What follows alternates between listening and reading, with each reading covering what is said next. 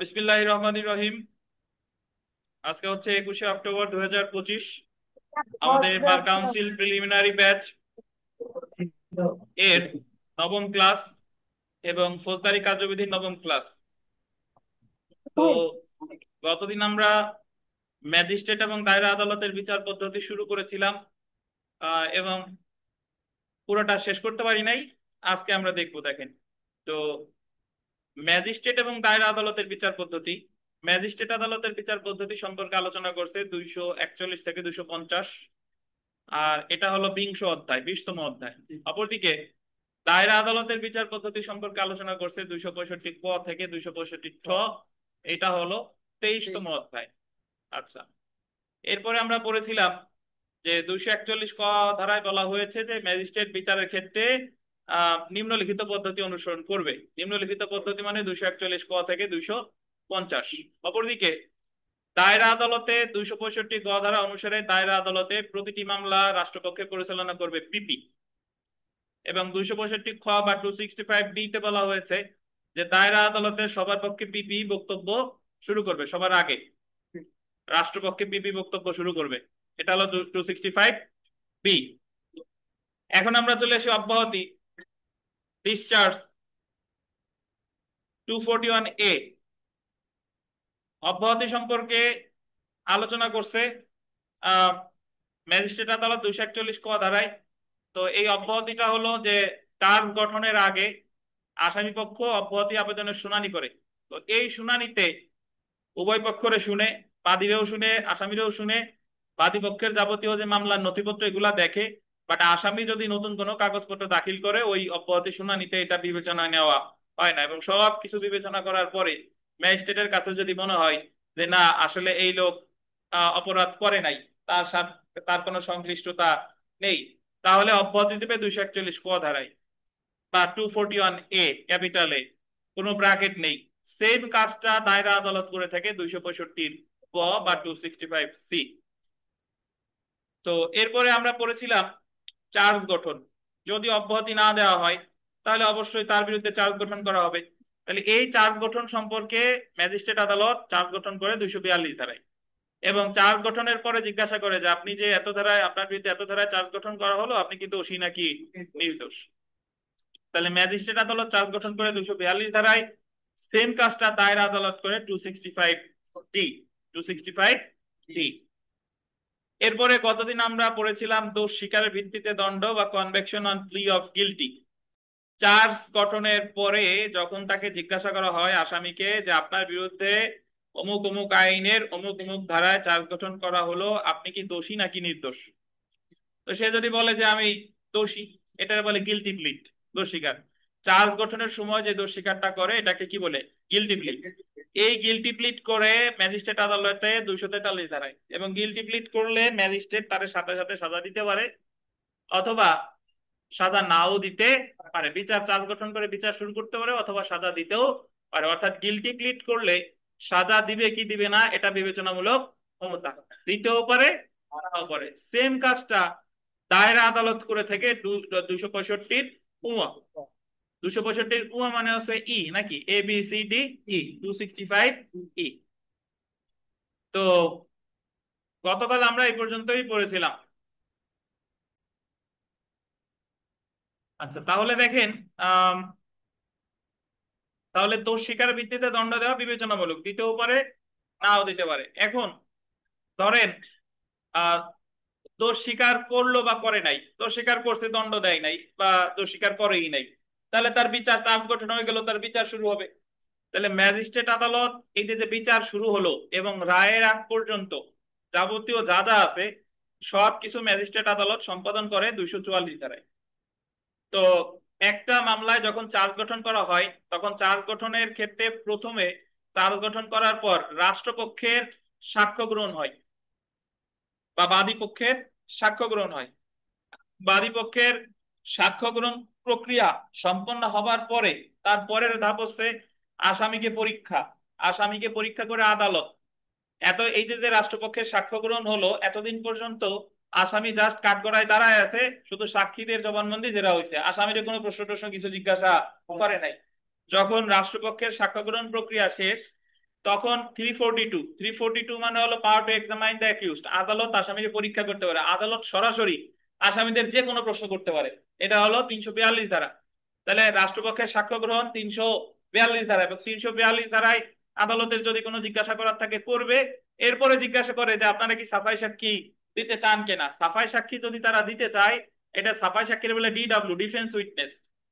বাদী যেরকম তারে বাদী যেরকম বাদীর পক্ষে সাক্ষ্য দিছে, আসামিও তার নির্দোষ প্রমাণের জন্য সাক্ষ্য দিতে পারে। এটা বলে ডিফেন্স উইটনেস বা সাফাই সাক্ষী।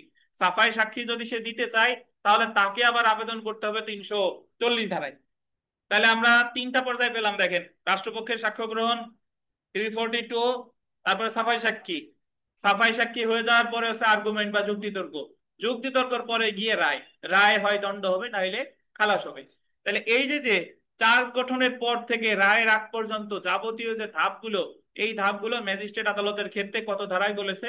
244 ধারায়। এই যে দেখেন, 244 ধারা মতে ম্যাজিস্ট্রেট আদালত নালিশকারী বা রাষ্ট্রপক্ষের সাক্ষ্য গ্রহণ, আসামি পক্ষের সাফাই সাক্ষী বা আত্মপক্ষ সমর্থনে সাক্ষ্য গ্রহণ, সাক্ষীকে সমন প্রদান ইত্যাদি করে থাকে। তাহলে চার্জ গঠনের পর থেকে রায়ের আগ পর্যন্ত যাবতীয় যা আছে সবকিছু করে কত ধারায়? 244 ধারায়। বুঝতে পেরেছেন? কিন্তু দায়রা আদালত এই ক্ষেত্রে একটু ব্যতিক্রম। দায়রা আদালতের প্রতিটা ধাপের জন্য আলাদা আলাদা ধারা আছে। তো 265 ধারা মতে দায়রা আদালত রাষ্ট্রপক্ষের সাক্ষ্য গ্রহণের দিন নির্ধারণ করবেন এবং রাষ্ট্রপক্ষের আবেদনে কোনো সাক্ষীকে উপস্থিত হতে বা কোনো কিছু করার জন্য প্রসেস ইস্যু করতে পারেন। তাহলে দায়রা আদালত প্রথমে হলো সাক্ষীদের সাক্ষ্য গ্রহণের যে দিন নির্ধারণ, এটার জন্য একটা দিন নির্ধারণ করবেন। এটা বলছে 265 যে অমুক তারিখ থেকে সাক্ষ্য গ্রহণ করা হবে, এই বিধানটা আছে 265 অতঃপর 265 ধারা মতে দায়রা আদালত রাষ্ট্রপক্ষের সাক্ষ্য গ্রহণ করবে। তাইলে সাক্ষ্য গ্রহণের দিন নির্ধারণ করবে চতে, আর সাক্ষ্য গ্রহণ প্রক্রিয়া সম্পন্ন হবে 265 কততে? বুঝতে পেরেছেন? বাট এই সাক্ষ্য গ্রহণ গ্রহণ যা আছে সবকিছু ম্যাজিস্ট্রেট আদালত করে কত ধারায়? 244। আমরা চলে আসি খালাস অথবা দণ্ড। ম্যাজিস্ট্রেট আদালত ওই যে তার তো বিচার শেষ, তাহলে হয় সে খালাস দিবে, নাইলে দণ্ড দিবে। 245 ধারা মতে ম্যাজিস্ট্রেট আদালত অভিযুক্তকে খালাস অথবা দণ্ড প্রদান করতে পারে। তাহলে যদি দোষী সাব্যস্ত পাই, তাহলে তারা দণ্ড দিবে 245-2। আর যদি দোষী সাব্যস্ত না হয়, তাহলে তারা খালাস দিবে 245-1। তো আপনার উপধারা মনে না রাখলেও চলবে। মনে রাখবেন, ম্যাজিস্ট্রেট বিচার শেষে দণ্ড অথবা খালাস দিবে কত ধারা? 245 ধারা। দায়রা আদালতে যদি চলে আসি, দায়রা আদালতে যে চতে সাক্ষ্য গ্রহণের দিন নির্ধারণ হলো, আর সতে হলো সাক্ষ্য গ্রহণ করলো। রাষ্ট্রপক্ষের সাক্ষ্য গ্রহণ শেষে আসামিদের সাজা দেওয়ার মধ্যে পর্যাপ্ত কারণ না থাকলে আসামিদের আত্মপক্ষ সমর্থনের সুযোগ দান ব্যতি রেখে, আন্ডারলাইন করবেন, আসামিদের আত্মপক্ষ সমর্থনের সুযোগ দান ব্যতি রেখে, মানে শুধু রাষ্ট্রপক্ষের সাক্ষ্য গ্রহণ হয়েছে দায়রা আদালতে। শুনেন, দায়রা আদালতে শুধু রাষ্ট্রপক্ষের সাক্ষ্য গ্রহণ হয়েছে, কিন্তু রাষ্ট্রপক্ষের সাক্ষ্য গ্রহণের পর আমরা জানি 342 আছে, সাফাই সাক্ষী আছে, যুক্তিতর্ক আছে, তারপরে গিয়ে রায়। কিন্তু দায়রা আদালতে রাষ্ট্রপক্ষের সাক্ষ্য গ্রহণের পরে আদালতের মনে হয়েছে যে যে সাক্ষ্য দিছে তাতে এই মামলা প্রমাণ করা যাবে না, তাহলে আসামিরই তো সাফাই সাক্ষী দেওয়ার দরকার নাই। ওই সাক্ষ্যের ভিত্তিতেই আসামিরে না শুনেই খালাস দিবে 265 এই যে আসামিরে আত্মপক্ষ সমর্থনের সুযোগ দান ব্যতি রেখে 265 ধারা মতে দায়রা আদালত আসামিকে খালাস দিতে পারে। তাহলে দায়রা আদালত আসামিরে খালাস দিবে 265 কত? বুঝতে পেরেছেন? আচ্ছা, কোন জ? বর্গীয় জ। পূর্বের ধারা অনুসারে আসামিদের খালাস প্রদানের পর্যাপ্ত কারণ না থাকলে, যদি আগের ধারার মতে যদি খালাস প্রদানের কি না থাকে, পর্যাপ্ত কারণ না থাকে, তাহলে 265 মানে ওই ধারায় দেখা যাচ্ছে যে খালাস দিতে পারতেছে না, খালাস দিতে পারতেছে না, তাহলে 265 ধারা অনুসারে আসামিদের আত্মপক্ষ সমর্থনের জন্য আহ্বান জানাবেন। মানে আত্মপক্ষ সমর্থন হলে সাফাই সাক্ষী। তাহলে আসামিদের না শুনে খালাস দেয় 265 আর যদি মনে করে যে না, জতে খালাস দেওয়া যাবে না, আসামিরা অবশ্যই শুনতে হবে, তাহলে আসামিরা আত্মপক্ষ সমর্থনের সুযোগ দিবে 265 কত? অতঃপর 265 ধারা অনুসারে দায়রা আদালত প্রসিকিউশন বা আসামি পক্ষের যুক্তিতর্ক শ্রবণ করবেন, আর্গুমেন্ট। যদি পরীক্ষায় প্রশ্ন আসে যে দায়রা আদালত যুক্তিতর্ক শ্রবণ করবেন 265 কত ধারায়? ইও। ইও সমান সমান ইংরেজি কি হয়? যে হয় জি। তাহলে খালাস হচ্ছে জ, জ সমান সমান হলো এইচ, এইচ ঠিক আছে। আচ্ছা তাহলে দায়রা আদালত যুক্তিতর্ক শ্রবণ করতেছে 265 ইওতে। বলেন তো যুক্তিতর্কের মধ্যে প্রথমে কাকে শুনবে? ওই যে প্রসিকিউশন, প্রথমে হলো প্রসিকিউশন মানে রাষ্ট্রপক্ষ বা বাদী, তারপরে হলো আসামি পক্ষ। তাহলে যুক্তিতর্ক শ্রবণ করতেছে 265 ইও। এরপরে আমরা চলে আসি 265 ধারা অনুসারে দায়রা আদালত আসামিকে খালাস অথবা দণ্ড প্রদান করবেন। তাহলে যুক্তিতর্ক শেষ। এবার হয় খালাস দিবে, নাইলে কি দিবে? দণ্ড দিবে। তো দায়রা আদালত তাহলে খালাস দিছে দুইটা ধারায়, জট, জ আর ট। আত্মপক্ষ সমর্থনের সুযোগ দান ছাড়াই যে খালাসটা দেয় এটা হলো 265 জ। আর সব কিছু শুনে মিলে যে খালাসটা দেয় সেটা হলো 265 ট। বুঝতে পারছেন? এরপরে দেখেন 265 ধারায় আসামির পূর্ববর্তী দণ্ডাদেশ সম্পর্কে সাক্ষ্য গ্রহণ করা হয়। আমরা আগে কখনো পড়ি নাই, বাট ওই যে আমরা চার্জ গঠনের সময় জানি যে চার্জে পূর্ববর্তী দণ্ডাদেশের কথা উল্লেখ থাকতে পারে, মনে আছে?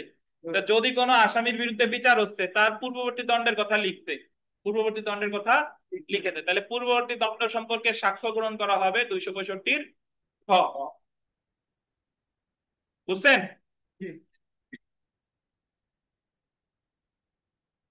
তো এই সিকোয়েন্সটা আপনার মনে রাখতে হবে। আমি যদি এইভাবে দেখেন দায়রা আদালতের সিকোয়েন্স যদি বলি, 265 কথা বলতে দায়রা আদালতে রাষ্ট্রপক্ষে প্রতিটা মামলা পরিচালিত হবে পিপি দ্বারা। 265 খতে বলেছে যে দায়রা আদালতে সবার আগে রাষ্ট্রপক্ষে বক্তব্য শুরু করবো পিপি। 265 গতে বলছে অব্যাহতি, 265 গতে অব্যাহতি, 265 ঘতে চার্জ গঠন, চার্জ গঠন, 265 উয়াতে গিলটি প্লিট, প্লি অফ গিলটি, 265 চতে সাক্ষীদের সাক্ষ্য গ্রহণের দিন নির্ধারণ, 265 ছতে সাক্ষ্য গ্রহণ করা, সাক্ষ্য গ্রহণ করার পর যদি মনে হয় যে খালাস দেওয়া যাবে, তা আসামিরে শোনার প্রয়োজন নেই, তাহলে খালাস দিবে 265 জ। আর যদি মনে করে যে না আসামির শুনতে হবে, তাহলে আসামিরে শোনার সুযোগ দিবে 265 জ। এরপর যুক্তিতর্ক 265 ইও। এরপরে খালাস অথবা দণ্ড 265 ট। আর পূর্ববর্তী দণ্ডাদেশ যদি থাকে সেই সম্পর্কে সাক্ষ্য গ্রহণ করবে 265। বুঝছেন? আর ম্যাজিস্ট্রেট আদালত এখন পর্যন্ত আমরা যেটা পড়লাম যে ম্যাজিস্ট্রেট আদালতের বিচার পদ্ধতি 241 থেকে 250। তো এর মধ্যে 241-এ বলছে যে নিম্নলিখিত পদ্ধতি অনুসরণ করবে। তা ম্যাজিস্ট্রেট আদালত অব্যাহতি দেয় 241 ক, চার্জ গঠন করে 242, দোষ স্বীকার ভিত্তিতে দণ্ড 243, আর চার্জ গঠন করার পরে রায়ের আগ পর্যন্ত যাবতীয় যা আছে সবকিছু 244, এবং খালাসে দণ্ড মানে রায়ে দণ্ড অথবা খালাস দিবে 245।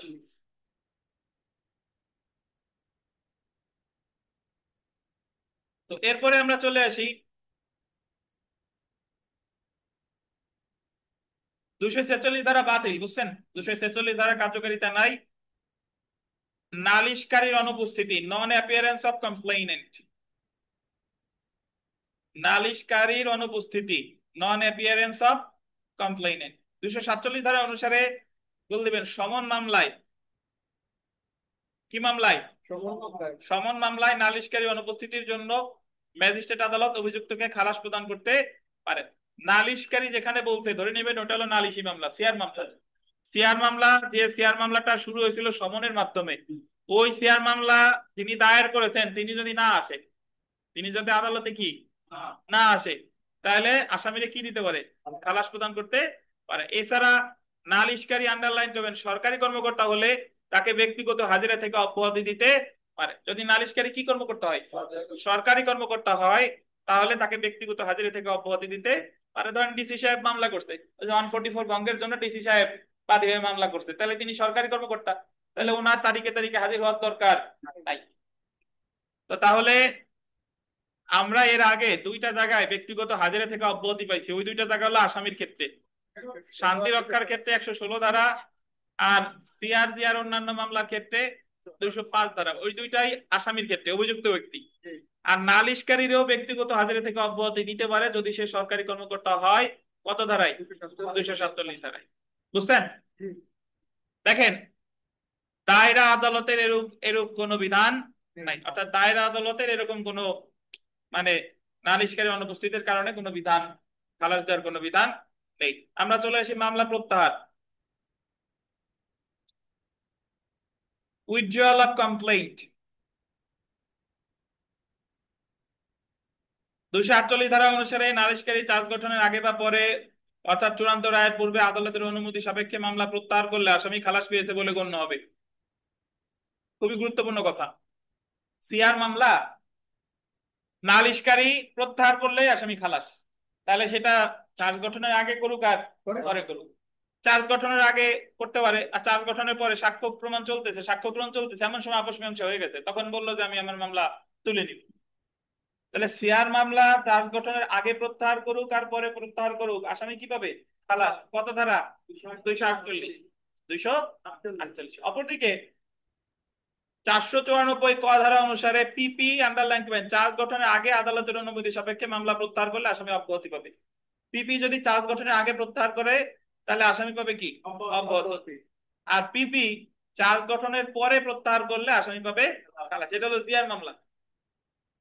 বুঝছেন?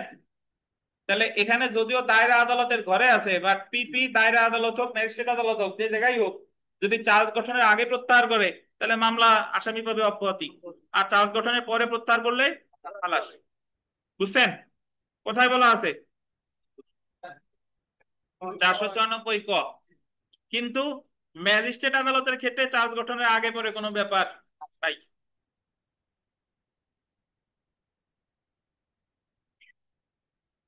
আমরা চলে আসি মামলার কার্যক্রম বন্ধ করা, স্টপ করা।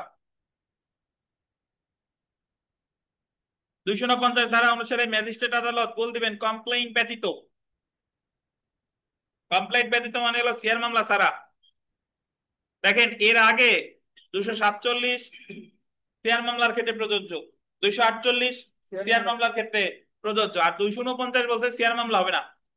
সিআর মামলা ছাড়া অন্য কি কি মামলা আছে? জিআর, নন জিআর।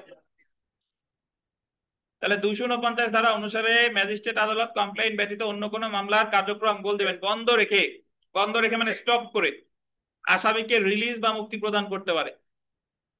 এই রিলিজ কিন্তু জামিন না। একটা জিআর মামলা ম্যাজিস্ট্রেট কোর্টে চলমান আছে, এখন সাক্ষ্য গ্রহণের দিন নির্ধারণ হলো, কোন সাক্ষীদের আনতে পারে নাই, আজ দেই কাল দেই দিতে দিতে মামলা 6-7 মাস 1 বছর হয়ে গেছে, রাষ্ট্রপক্ষ কোনো সাক্ষী হাজির করতে পারে নাই। তখন আসামি পক্ষ আবেদন করতে পারে যে ইওর অনার, সে যেহেতু কোনো সাক্ষ্য হাজির করতে পারে নাই, আমারে মামলার কার্যক্রম থেকে মুক্তি দেওয়া হোক, রিলিজ দেওয়া হোক, মামলার কার্যক্রম আপাতত বন্ধ রাখা হোক। মানে এটা কিন্তু তারা খালাস দিচ্ছে না। যদি কোনোদিন সাক্ষী হাজির করতে পারে তাহলে রাষ্ট্রপক্ষ হিসেবে আবেদন করবে যে মামলা পুনরুজ্জীবিত করা হোক। তবে 249 ধারার শর্ত হলো যে কোনো সাক্ষ্য এখনো শুরু হয় নাই, মানে PW1 এখনো দেয় নাই, PW2 কেউই সাক্ষ্য দেওয়া নাই। যদি কোনো সাক্ষী একবার সাক্ষ্য দেয়, PW1 দিছে, PW2 দিছে, তখন 3, 4, 5 এরা আসতেছে না, তাহলে কিন্তু 249 ধারা প্রযোজ্য না। তাহলে সেই ক্ষেত্রে মামলার সাক্ষ্য গ্রহণ পর্যায়ে ক্লোজ করে পরবর্তী ধাপে চলে যাবে। বুঝতে পারছেন? তাহলে 249 যখন মামলা চার্জ গঠন হয়েছে কিন্তু সাক্ষ্য গ্রহণ এখনো শুরু হয় নাই, জিআর বা নন জিআর মামলা, এবং রাষ্ট্রপক্ষ এখনো কোনো সাক্ষী হাজির করতে পারে নাই, তাহলে আদালত মামলার কার্যক্রম বন্ধ রেখে, স্টপ রেখে আসামিরে কি দিতে পারে? মুক্তি দিতে পারে, রিলিজ। এই মুক্তি কিন্তু জামিনে না, এমনি তারা মুক্তি দিছে, যেহেতু কোনো সাক্ষ্য গ্রহণ এখনো শুরু হয় নাই। যেমন একটি জিআর মামলায় যদি দীর্ঘদিন যাবত রাষ্ট্র কোনো সাক্ষী হাজির না করে, তাহলে ম্যাজিস্ট্রেট আদালত এই ধারায় উক্ত মামলার কার্যক্রম বন্ধ রাখতে পারে। তাহলে মামলার কার্যক্রম যদি বন্ধ রাখে তাহলে এই ক্ষেত্রে অ্যাগ্রিভড কে? সংক্ষুব্ধ কে? যে বাদী, সে। তাহলে এই ক্ষেত্রে বাদীর প্রতিকার কি আছে আমরা সেটা দেখবো। দেখেন, 249 ধারায় একই আদালতে মামলা পুনরুজ্জীবিত করার আবেদন করতে পারে, মানে যে মামলাটা বন্ধ করলো কার্যক্রম, এটা পুনরুজ্জীবিত করার আবেদন করবে সেম একই ধারায়, 249 ধারায়। তাহলে স্টপও করবে 49, চালুও করবে 49। তারপরে দেখেন কি করবে, হ্যাঁ, একই কোর্টে। এছাড়া উচ্চ আদালতে রিভিশন করা যায়। রাষ্ট্রপক্ষ ইচ্ছা করলে এটার বিরুদ্ধে উচ্চ আদালতে কি করবে? রিভিশন। একই বিষয়ে নতুন মামলা দায়ের করা যায়। এছাড়া একই বিষয়ে কি করা যাবে? নতুন মামলা দায়ের। বুঝতে পারছেন? অপরদিকে ডান সাইডে দেখেন দায়রা আদালতের ক্ষেত্রে এমন কোনো বিধান নেই।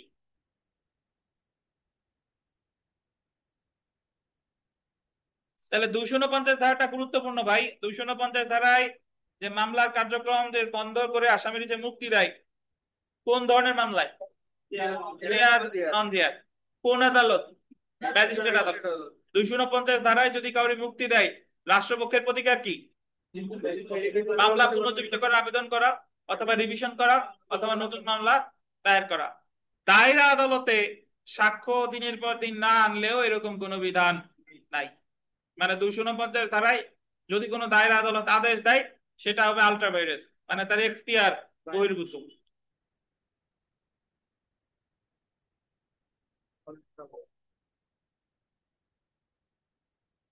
তাহলে একটা জিনিস দেখেন, 247-এ নালিশকারীর অনুপস্থিতিতে মামলা আসামির খালাস, সিআর মামলা। 248-এ নালিশি মামলা প্রত্যাহার করলে আসামি খালাস, সিআর মামলা। আর 249-এ বলে দিয়েছে যে সিআর মামলা ব্যতীত অন্য কোনো মামলা, যেমন কি মামলা? সিআর মামলা, জিয়ার, নন জিয়ার। বুঝছেন? এবার চলে আসি আমরা আছি 250 ধারা। যে ধারাটা 2025 সালে সংশোধন এনেছে, সংসদ অনেক কিছু সংশোধন করছে। মিথ্যা, তুচ্ছ এবং বিরক্তিকর অভিযোগ, ফলস, ফ্রিভোলাস আর ভেক্সাসাস অ্যাকুজিশনস। মিথ্যা, তুচ্ছ ও কি বিরক্তিকর অভিযোগ। তো এই 250 ধারা যে কোনো ফৌজদারি মামলা ক্ষেত্রে প্রযোজ্য, সেটা সিআর হোক, জিআর হোক, নন জিআর হোক। তাহলে 47, 48 সিআর, 49 সিআর ছাড়া অন্যান্য সবকিছু। আর 250 যে কোনো ফৌজদারি মামলা, সেটা সিআর হোক আর জিআর হোক। বুঝতে পেরেছেন?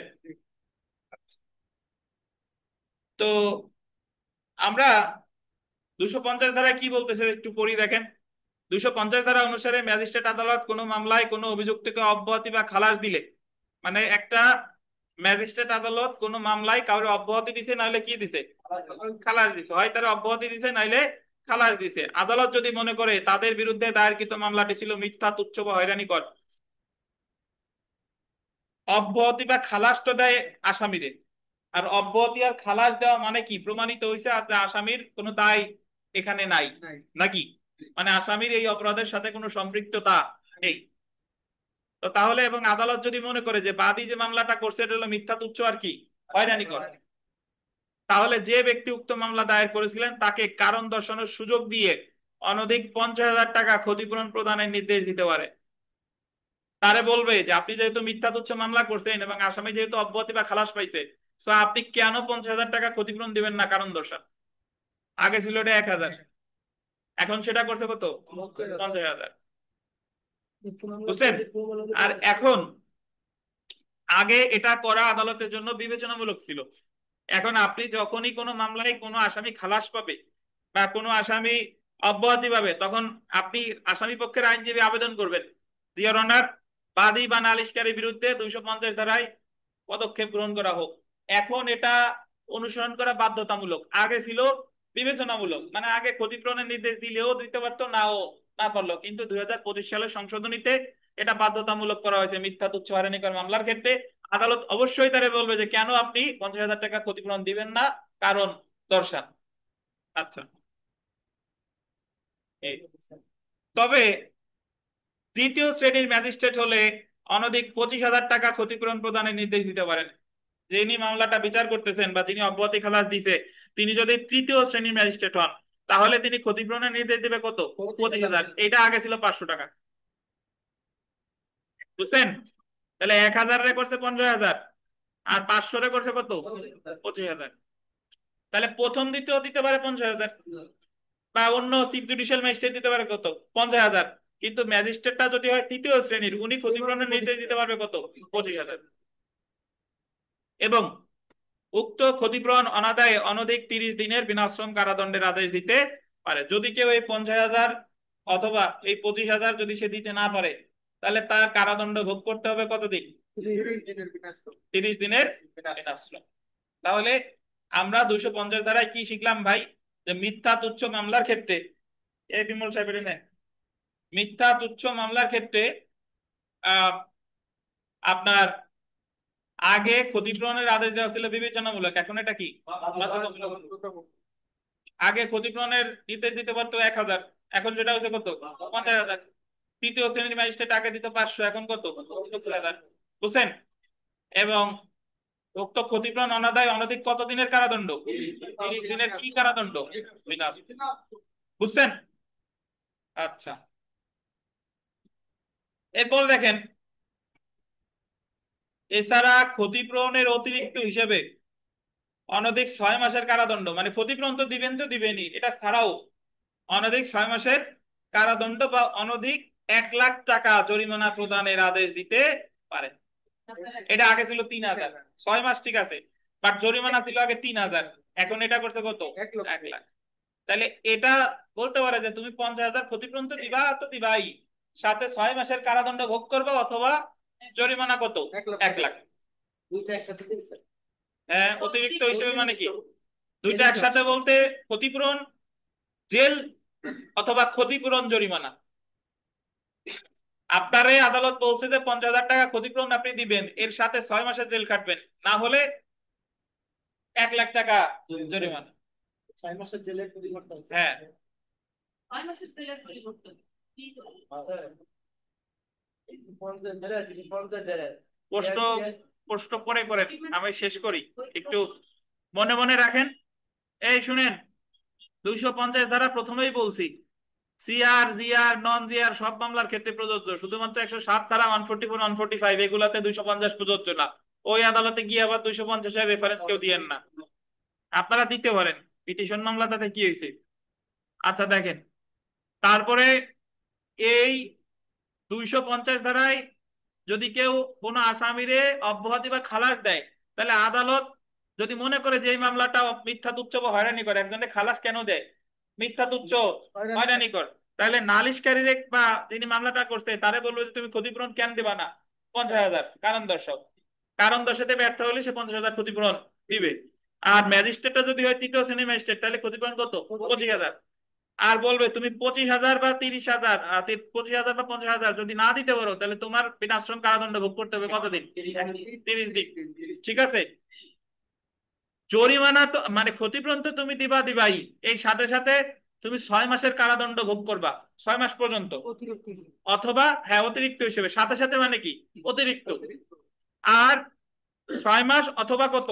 1,00,000 টাকা জরিমানা। এখন যদি কেউ বলেন যে জরিমানা আর ক্ষতিপূরণের মধ্যে পার্থক্য কি? জরিমানা যদি বাদী দেয় পাবে আসামি, সরি, ক্ষতিপূরণ যদি বাদী দেয় পাবে আসামি, আর জরিমানা পায় রাষ্ট্র। জরিমানার ইংরেজি হচ্ছে ফাইন, আর ক্ষতিপূরণের ইংরেজি হচ্ছে কম্পেনসেশন। কম্পেনসেশন রাষ্ট্র পায় না, কম্পেনসেশন পায় কে? পক্ষ। আচ্ছা, এরপরে দেখেন, দ্বিতীয় বা তৃতীয় শ্রেণী ম্যাজিস্ট্রেট কর্তৃক প্রদত্ত যে কোনো ক্ষতিপূরণের আদেশের বিরুদ্ধে আপিল করা যাবে, তবে অন্য কোনো ম্যাজিস্ট্রেট, যেমন প্রথম শ্রেণীর ম্যাজিস্ট্রেট, 5,000 টাকার বেশি ক্ষতিপূরণের আদেশ দিলে কেবল আপিল করা যাবে। কথাটা হলো এরকম যে দ্বিতীয় এবং তৃতীয় শ্রেণীর ম্যাজিস্ট্রেট যে ক্ষতিপূরণেরই আদেশ দেখ না কেন, এর বিরুদ্ধে সংক্ষুব্ধ পক্ষ আপিল করতে পারে, কিন্তু প্রথম শ্রেণীর ম্যাজিস্ট্রেট 500 টাকা পর্যন্ত দিলে, 5,000 টাকা পর্যন্ত দিলে আপিল করা যাবে না। আগে ছিল 100 টাকা। তাহলে প্রথম শ্রেণীর ম্যাজিস্ট্রেট ক্ষতিপূরণের আদেশ তো দিতে পারে 50,000, উনি যদি 5,000 টাকা দেয়, তাহলে এই 5,000 টাকার আদেশের বিরুদ্ধে আপিল করা যাবে না, কিন্তু 5,001 টাকা দিলে আপিল করা যাবে। অপরদিকে দ্বিতীয় বা তৃতীয় শ্রেণীর ম্যাজিস্ট্রেট যে ক্ষতিপূরণের আদেশ দেখ না কেন, ওটার বিরুদ্ধে সংক্ষুব্ধ পক্ষ আপিল দায়ের করতে পারে। বুঝতে পারছেন? স্যার এই একটু আবার একটু বলা লাগবে স্যার।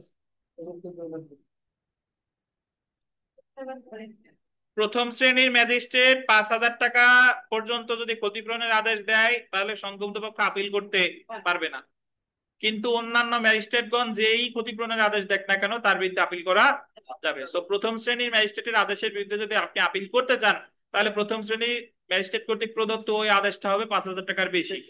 5,001, 5,002, 5,003 যাই হোক না কেন, বাট এক্সাক্ট 5,000 হইলে এটার বিরুদ্ধে আপিল করা যাবে না। আগে এটা ছিল 100 টাকা। সর্বশেষ বিষয়টা আমরা একটু পড়ি। আপিলযোগ্য মামলায়, এটা বললেন, আপিলযোগ্য মামলায় ক্ষতিপূরণের আদেশ দেওয়া হলে আপিলের মেয়াদ শেষ না হওয়া পর্যন্ত আপিল দায়ের করা হলে, আপিল দায়ের মানে আবার পড়ি দেখেন, আপিলের মেয়াদ শেষ না হওয়া পর্যন্ত বা বা বলতেন বা আপিল দায়ের করা হলে আপিল নিষ্পত্তি না হওয়া পর্যন্ত ক্ষতিপূরণ আদায়যোগ্য হবে না। তাহলে এখানে যেটা মনে রাখা দরকার, আপিলযোগ্য মামলায় যদি কি করা হয়, মানে ক্ষতিপূরণের নির্দেশ দেয়, তাহলে যদি আপিল করে আপিল নিষ্পত্তি না হওয়া পর্যন্ত, আর আপিল যদি না করে আপিলের সময় শেষ না হওয়া পর্যন্ত ক্ষতিপূরণ আদায় করা যাবে না। কারণ ক্ষতিপূরণ আদায় করলো, দেখা গেলো হইলো কি আপিলে জয়লাভ করছে, বা ক্ষতিপূরণ আদায় করলো দেখবে যে আপিল করছে কিনা, যদি আপিল করে তাহলে নিষ্পত্তি হওয়ার আগ পর্যন্ত আদায় করবে না, আর আপিল যদি না করে তাহলে ওই সময় শেষ হলে ক্ষতিপূরণ আদায় করতে পারবে।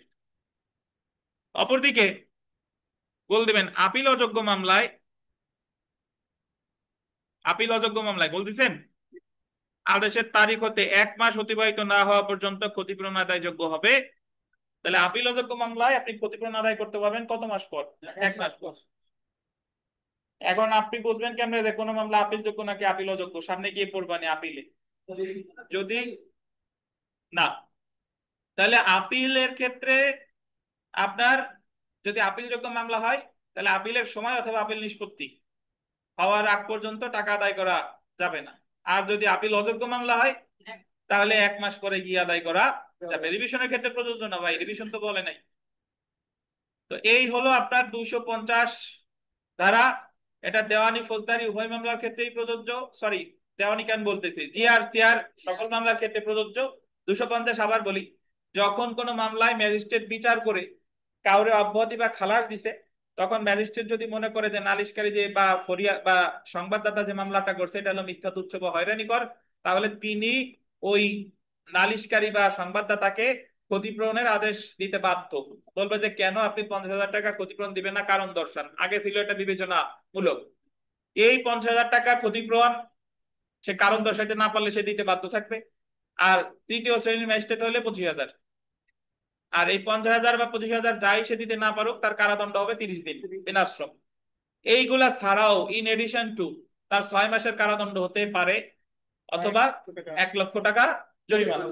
এরপরে বলতেছে যে যদি প্রথম শ্রেণীর ম্যাজিস্ট্রেট 500 টাকা পর্যন্ত ক্ষতিপূরণের আদেশ দেয়, এর বিরুদ্ধে 5,000 টাকা পর্যন্ত ক্ষতিপূরণের আদেশ দেয়, এর বিরুদ্ধে আপিল করা যাবে না। তবে দ্বিতীয় তৃতীয় শ্রেণীর ম্যাজিস্ট্রেট যে ক্ষতিপূরণের আদেশ দেখ না কেন আপিল করা যাবে।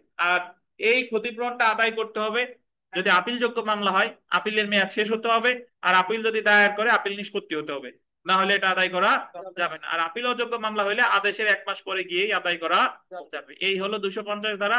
নির্মল বলেন।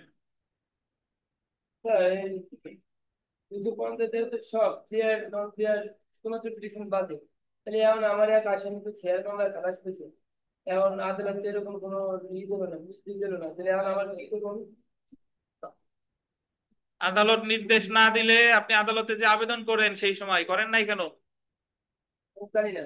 এই যে জানেন না, এখন তো আমার ফি দিয়ে যান। একে তো প্রফেশনাল পরামর্শ নিলেন, এদের ফি আলাদা, পড়তেছেন সেই ফি আলাদা। তাহলে এখন তার দেখেন, এরকম কিছু বাদে তাহলে ওই মুহূর্তেই আদালত হ্যাঁ ওই মুহূর্তে আবেদন করবেন। হ্যাঁ বলেন ভাই। ভাই 241 ক? হ্যাঁ হ্যাঁ হ্যাঁ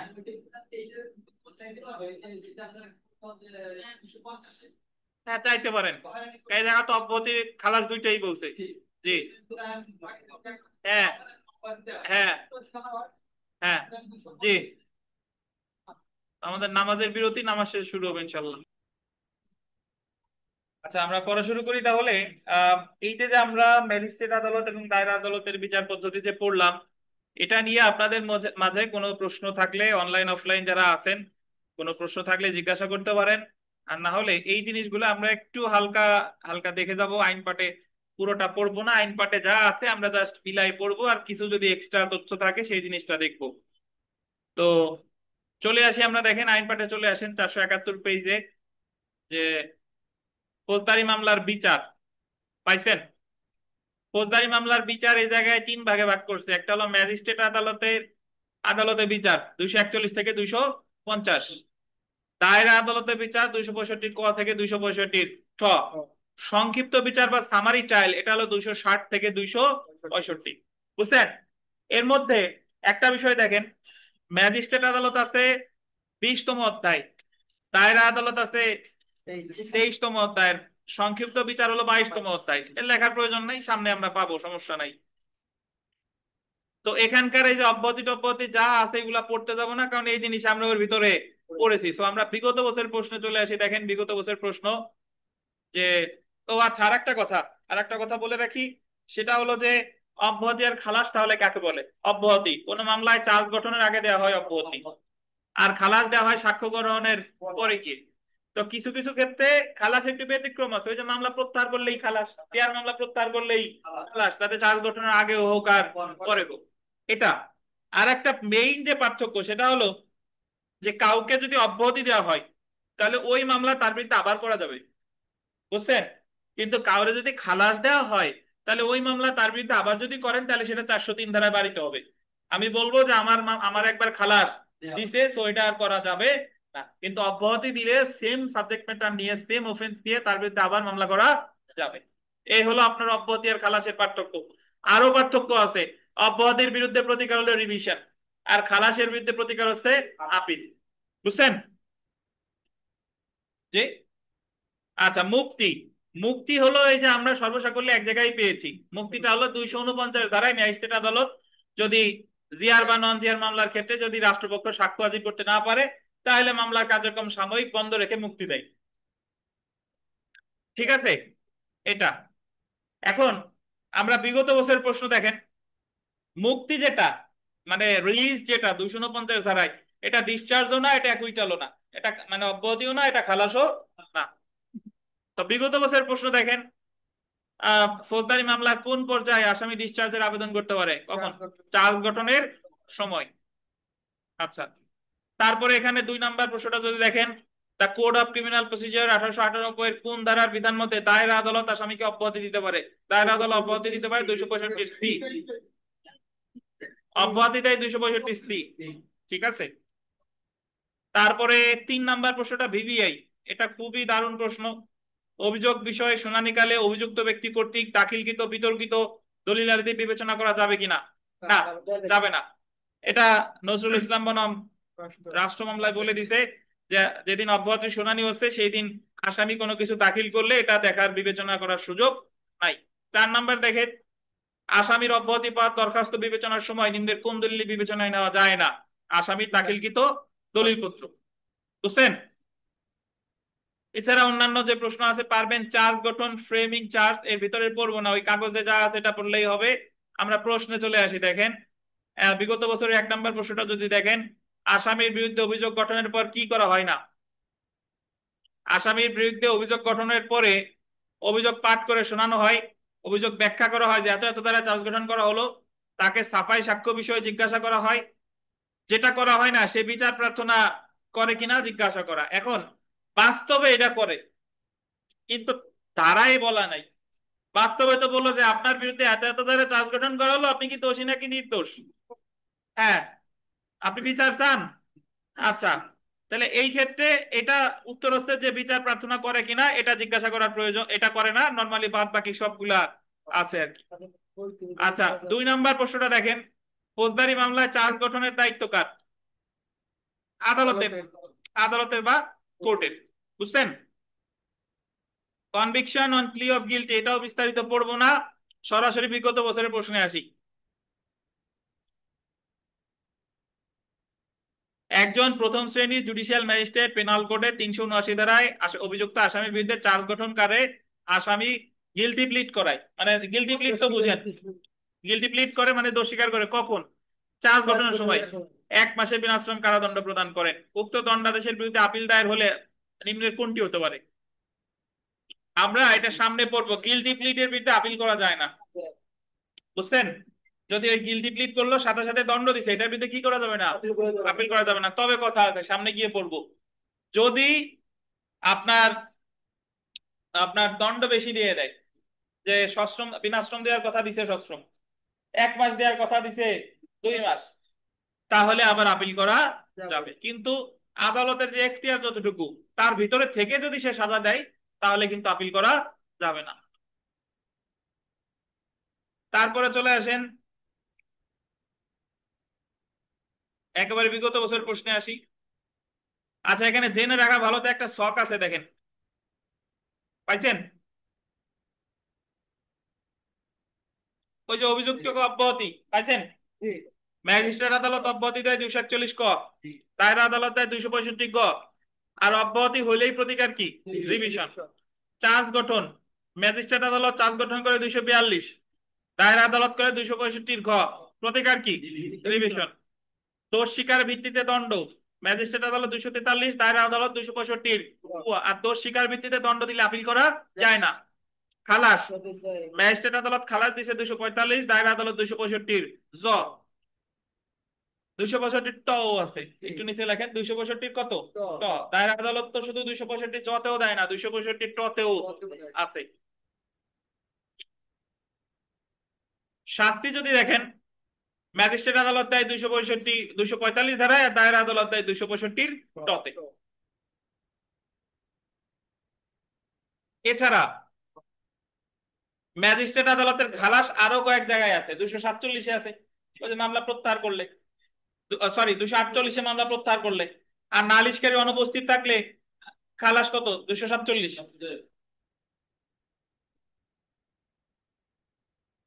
সেলফ প্র্যাকটিসের 1 নম্বর প্রশ্নটা দেখেন,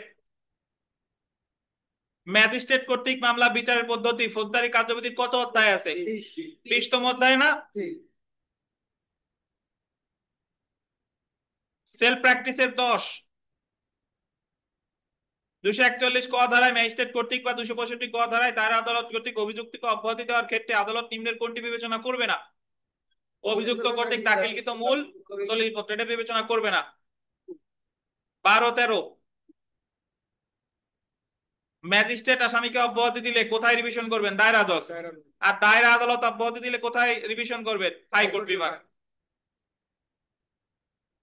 18 নম্বর, আসামি অভিযোগের সত্যতা স্বীকার করলে দায়রা আদালত কি সিদ্ধান্ত নিতে পারে? দণ্ড দিতে পারে। দণ্ড দেওয়া কি বাধ্যতামূলক? না। 20 নম্বরটা দেখেন, 21-এর পর আবার 20, আবার 21, সেই 20 আর কি। আসামি দোষ স্বীকার করলে আসামির দণ্ড দেওয়া আদালতের জন্য কি বিবেচনা? দোষ স্বীকার করলে কি বাধ্যতামূলক? দণ্ড দিতেও পারে, নাও পারে। 28 নম্বর, দায়রা আদালতে প্রত্যেকটি বিচার সরকার পক্ষে পরিচালনা করে কে? পাবলিক প্রসিকিউটর, পিপি। 262 ক দেখছেন, ম্যাজিস্ট্রেট কোর্টে প্রত্যেকটি বিচার সরকার পক্ষে পরিচালনা করে কে? এটা ফৌজদারিতে বলে নাই, বাট এমনি আছে যে কোর্ট ইন্সপেক্টর। বুঝতে পারছেন? এখন আমরা চলে আসি ফরিয়াদির অনুপস্থিতি। পাইছেন? নন অ্যাপিয়ারেন্স অফ কমপ্লেইনেন্ট পাইছেন কিনা? এখানে নিচে দেখেন 247 ধারায় বিধান করা হয়েছে, পাইছেন? যদি নালিশকারী বরাবর সমন ইস্যু করা হয়, এটা লেখা আছে না? এটা কেটে লিখবেন নালিশি মামলায় সমন ইস্যু করা হয়। সব ভাষাটা হবে এরকম, যদি নালিশি মামলায় সমন ইস্যু করা হয়, নালিশকারী বরাবর না, মামলায় নালিশি মামলায় হবে। বুঝছেন? নালিশি মামলায় সমন ইস্যু করা হয়। কখনো কি নালিশকারী বরাবর সমন ইস্যু করে? যে মামলা করে তার বরাবর তো সমন যাবে না। এটা ভাষাটা হবে যদি নালিশি মামলায় সমন ইস্যু করা হয়। বুঝছেন? আর সরকারি কর্মচারী হইলে তারে নালিশকারীরে ব্যক্তিগত হাজিরা থেকে কি দিতে পারে? অব্যাহতি দিতে পারে। এখন ওই জেনে রাখা ভালোর উপরে দেখেন প্রতিকার, এইগুলো আমরা এখান থেকে পড়তেছি না। কেন পড়তেছি না? কারণ ওই পেজে তো এটা পড়ে আসছি। 247 ধারায় ম্যাজিস্ট্রেট অভিযুক্তকে খালাস প্রদান করে, তাহলে নালিশকারী দায়রা জজের নিকট আপিল দায়ের করতে পারে। আপনি মনে রাখবেন, খালাস যেভাবেই হোক না কেন, খালাস হলেই প্রতিকার আপিল। এটা আপস মীমাংসা করে খালাস হোক, অনুপস্থিতির কারণে হোক, খালাস হইলেই প্রতিকার কি? আপিল। ডিভিশন। 238 সপ্তাহ করলেও তো খরচ। তখন কি কিছু জেনে রাখা ভালো, দেখেন 250টা তখনই প্রযোজ্য যখন ওই মামলাটা মিথ্যা তুচ্ছ হয়রানিকর। আর 248-এ যখন প্রত্যাহার করতেছে, এটা তো সে আবেগে করে নাই, দুইজনের আপস মীমাংসা হয়ে গেছে, তারপরেও কি সাহেব বলে যে আসে প্রত্যাহার করো, উভয়ের সম্মতি। উভয়ের সম্মতিতে। জি। 247 ধারা শুধুমাত্র নালিশি মামলার ক্ষেত্রে প্রযোজ্য। আমরা বিগত বছরের 1 নম্বর প্রশ্নটা যদি দেখি, the code of criminal procedure 1898 এর 247 ধারা মোতাবেক নালিশকারীর অনুপস্থিতির কারণে আসামি খালাস পাবে যদি কি হয়, সমন ইস্যু হয়। 3টা স্টার দেন। 247 ধারা তখনই প্রযোজ্য যদি নালিশি মামলা কি ইস্যু হয়, সমন ইস্যু হয়। 2 নম্বর প্রশ্ন যদি আমরা দেখি, যে নালিশি মামলায় সমন ইস্যুর পর অভিযোগকারী নির্ধারিত তারিখে আদালতে হাজির না থাকলে আদালত কি আদেশ দিবে? আসামিরে কি দিবে? খালাস। 4 নম্বর প্রশ্নটা দেখেন, সেলফ প্র্যাকটিসের ফৌজদারি কার্যবিধি 247 ধারা প্রযোজ্য হবে কি মামলা? নালিশি মামলা বা সিআর মামলা। তারপরের প্রশ্নটার ভাষা ঠিক নাই, কি হবে বলেন? নালিশি মামলায় নালিশকারী বরাবর সমন ইস্যুর পর এটা কি হবে? নালিশি মামলায়।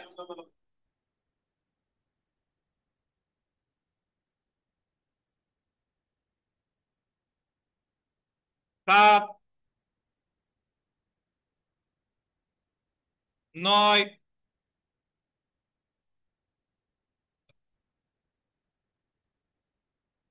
চলে আসেন মামলা প্রত্যাহার।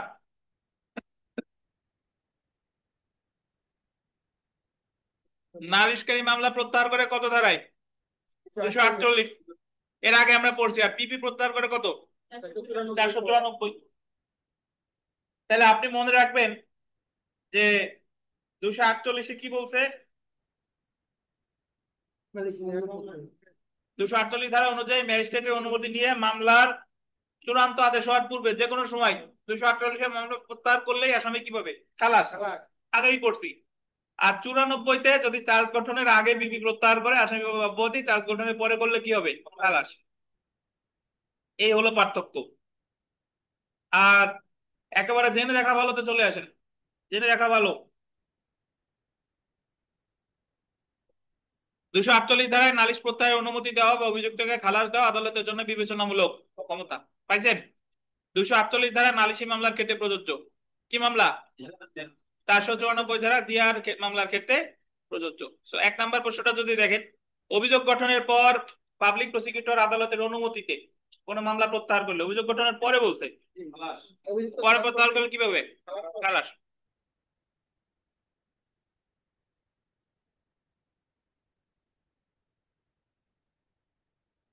ছয় নাম্বার প্রশ্নটা, আসামির বিরুদ্ধে চার্জ গঠনের পূর্বে প্রসিকিউশন কোন মামলা প্রত্যাহার করলে, চার্জ গঠনের পূর্বে প্রসিকিউশন,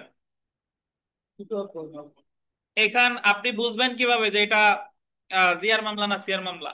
ওই যে প্রসিকিউশন বলছে, প্রসিকিউশন মানে হলো রাষ্ট্রপক্ষ, আর রাষ্ট্রপক্ষ কখন বলে? জিয়ার মামলার ক্ষেত্রে। বুঝছেন? বাট সেম প্রশ্নটা, যে আসামির বিরুদ্ধে চার্জ গঠনের পূর্বে নালিশকারী কোনো মামলা প্রত্যাহার করলে ফলাফল হবে কি? আসামি খালাস পাবে। তখন নালিশকারী যদি হতো তাহলে উত্তর হতো কি? খালাস। বুঝতে পেরেছেন? সেলফ প্র্যাকটিসের 6 নম্বর প্রশ্ন দেখেন, অভিযোগকারী নালিশ প্রত্যাহার করতে পারে মামলা চূড়ান্ত আদেশের পূর্বে যে কোনো সময়। চলে আসেন 249, মামলার কার্যক্রম বন্ধ করা, power to stop proceedings and release the accused. পাইছেন? এটা 249 কোন ধরনের মামলা?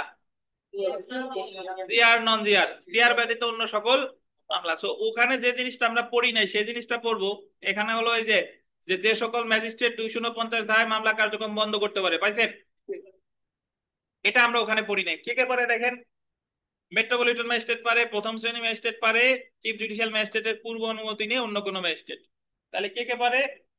মেট্রোপলিটন ম্যাজিস্ট্রেট, প্রথম শ্রেণীর ম্যাজিস্ট্রেট, চিফ জুডিশিয়াল ম্যাজিস্ট্রেটের পূর্ব অনুমতি নিয়ে অন্য কোনো ম্যাজিস্ট্রেট। বুঝছেন? আর করবো না। তাহলে সংক্ষেপে মনে রাখুন, পাইছেন একটা শখ আছে দেখেন, নালিশকারীর অনুপস্থিতির জন্য আদেশ কি হবে? খালাস। প্রতিকার কি? আপিল। নালিশকারী কর্তৃক অভিযোগ প্রত্যাহার কি হবে? খালাস। প্রতিকার কি? আপিল। মামলার কার্যক্রম বন্ধ করলে মুক্তি পাবে, প্রতিকার কি? রিভিশন। পাবলিক প্রসিকিউশন কর্তৃক চার্জ গঠনের আগে মামলা প্রত্যাহার, অব্যাহতি, প্রতিকার কি? রিভিশন। আর খালাস হইলে প্রতিকার আপিল। বিগত বছরের 1 নম্বর প্রশ্নটা দেখেন। The code of criminal procedure 1898 249 ধারার বিধান মতে ম্যাজিস্ট্রেট আসামিকে মুক্তি দেওয়ার ক্ষেত্রে মামলাটা কি করবেন? বন্ধ, স্থগিত না। কি হবে? বন্ধ করবে। বন্ধ, কারণ স্টপের আক্ষরিক অর্থ হয় বন্ধ, আর স্থগিত হলে হলো পোস্টপন বা স্টে। 2 নম্বর প্রশ্ন দেখেন। The code of criminal procedure 1898 section 249 এর অধীনে বিচার বন্ধ হলে অভিযুক্ত ব্যক্তি কি পাবে? বিচার বন্ধ হলে অভিযুক্ত ব্যক্তি মুক্তি পাবে। এই মুক্তির ইংরেজিতে কি বলে? রিলিজ। সেলফ প্র্যাকটিসের 2(8) কোন ফৌজদারি মামলায় দুইজন গুরুত্বপূর্ণ সাক্ষী বিদেশে গমন করেছে। রাষ্ট্রপক্ষ শুনানির জন্য নির্ধারিত দিনে তাদের হাজির করতে ব্যর্থ হয়েছে। কতিপয় সময় দেওয়ার পরও রাষ্ট্রপক্ষ সাক্ষী হাজির করতে ব্যর্থ হচ্ছে। এই ক্ষেত্রে ম্যাজিস্ট্রেট কি করতে পারে? খালাস বা দণ্ডের রায় ঘোষণা না করে মামলা কার্যক্রম বন্ধ করতে পারে এবং অভিযুক্তকে কি দিতে পারে? মুক্তি দিতে হবে। মুক্তি দিতে পারে। বুঝছেন? আর মিথ্যা তুচ্ছ বিরক্তিকর, এটা সব মামলার ক্ষেত্রে প্রযোজ্য। এই জায়গায় আসলে পড়ার কিছু নাই।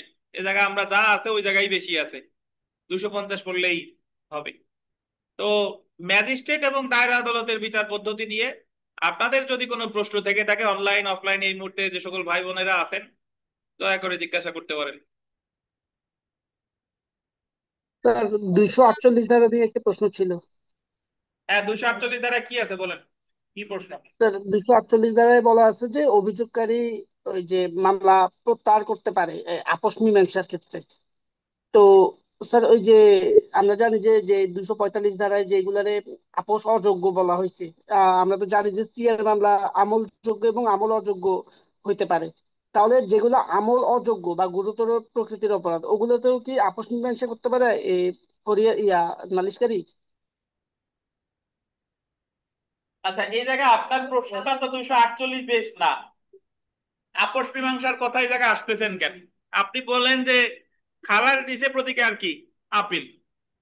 আর কোনগুলো আপস মীমাংসা করা যাবে কি যাবে না সেটা এই জায়গার বিষয়বস্তু না। সেটা আমরা জানবো দ্বিতীয় তফসিলের ষষ্ঠ কলাম। দ্বিতীয় তফসিলের ষষ্ঠ কলাম। এছাড়া 345 ধারায় গিয়ে জানবো কোনগুলো আপস করা যায় আর কোনগুলো আপস করা যায় না। তো এটা এই জায়গার জি প্রশ্ন স্যার। না ভাই। জি স্যার। জি, আর বলেন।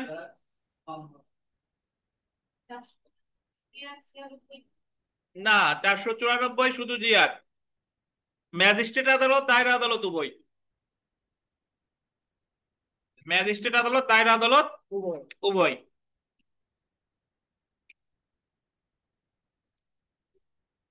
আচ্ছা, আর আছে কোনো প্রশ্ন?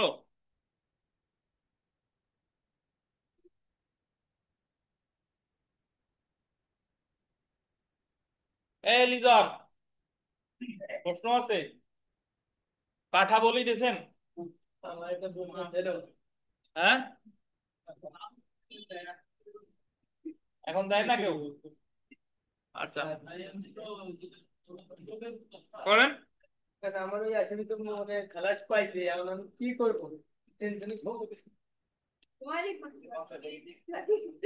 এখন কি নতুন মামলা করে আপনি কোন পক্ষে? আমি আসামি পক্ষে। আচ্ছা, তা খালাস পেলে আমি তো খুশি হওয়ার কথা, কি করবেন আর? তো ওই ধ্যানের বাদীর বিরুদ্ধে মামলা করতে যাচ্ছিলাম। সেটা কি এই জায়গার প্রশ্ন? এটা আলাদা করা হয়। আচ্ছা আচ্ছা, দেখেন, আমরা সংক্ষিপ্ত বিচারে চলে আসি, সামারি ট্রায়াল। তার আগে আপনাদের যে একটা পেজ দিছিলাম, ওই যে 25-এর সংশোধনী, ওইটা বের করেন। আনছেন? আচ্ছা, আমরা পড়াই ফিরি। দেখেন, সংক্ষিপ্ত বিচার। আচ্ছা, আর একটা কথা, সেটা হলো যে আপনারা যারা বকেয়া আছে বা নতুন ভর্তি হবেন, আপনারা কবে হবেন বা কবে বকেয়া দেবেন বা আদৌ দেবেন কিনা ভালো মন্দ কিছু জানানো না, আমিও জানি না, আপনারাও জানেন না, প্রতিদিন আমি বলতেছি কিন্তু আপনাদের কোনো প্রতিক্রিয়া নাই। অ্যাটলিস্ট আমার এটা বলতে পারেন যে স্যার অমুক তারিখে দিব, অনলাইন অফলাইন উভয়। আপনারা নিশ্চুপ থাকেন না, পরীক্ষা 29 তারিখে। পরীক্ষার মতোই এই বিষয়টা যদি সিরিয়াসলি না নেন তাহলে কিন্তু মুশকিল। দেখেন, সংক্ষিপ্ত বিচার বা সামারি ট্রায়াল,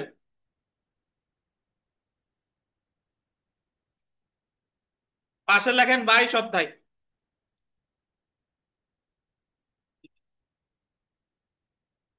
বিশ। লিখছেন? যে জায়গা পড়ছেন তারপরে সংক্ষিপ্ত বিচার, আইন পাঠ বই, এখনো নতুনটাই যাইতে বলি নাই।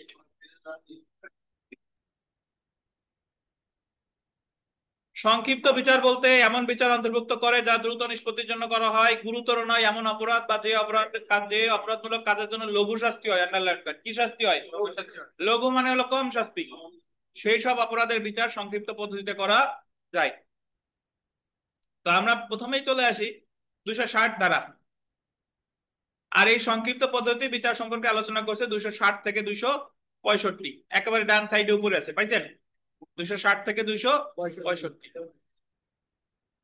260 ধারায় কি বলছে দেখেন, সংক্ষিপ্ত বিচারের ক্ষমতা, নিম্নলিখিত ম্যাজিস্ট্রেটগণ সংক্ষিপ্ত বিচার করতে পারে। আন্ডারলাইন করেন, মেট্রোপলিটন ম্যাজিস্ট্রেট, প্রথম শ্রেণী ম্যাজিস্ট্রেট। ওখানে মেট্রোপলিটন ম্যাজিস্ট্রেটের ক্ষমতাপ্রাপ্ত লেখা আছে, ক্ষমতাপ্রাপ্ত শব্দটা কেটে দেন, লিখবেন মেট্রোপলিটন ম্যাজিস্ট্রেট আর কি, প্রথম শ্রেণীর ম্যাজিস্ট্রেট। আর প্রথম শ্রেণী ম্যাজিস্ট্রেটের ক্ষমতা দেওয়া হয়েছে এমন কোন ম্যাজিস্ট্রেটের বেঞ্চ। পাইছেন? তাহলে মেট্রোপলিটন ম্যাজিস্ট্রেট, প্রথম শ্রেণীর ম্যাজিস্ট্রেট অথবা প্রথম শ্রেণীর ম্যাজিস্ট্রেটের ক্ষমতা দেওয়া হয়েছে এমন কোন ম্যাজিস্ট্রেটের বেঞ্চ। এই বেঞ্চ কিন্তু যে বেঞ্চে আপনারা বসে আছেন সেই বেঞ্চ না। এই বেঞ্চ মানে হলো বিচার আসন, যে জায়গায় বসে বিচার কার্যক্রম পরিচালনা করে। এখন যদি ভাবেন যে একটা চেয়ারে কেনার ক্ষমতা সরকারের নাই, বেঞ্চে বসে করবে বিচার, না, সেই বেঞ্চ না।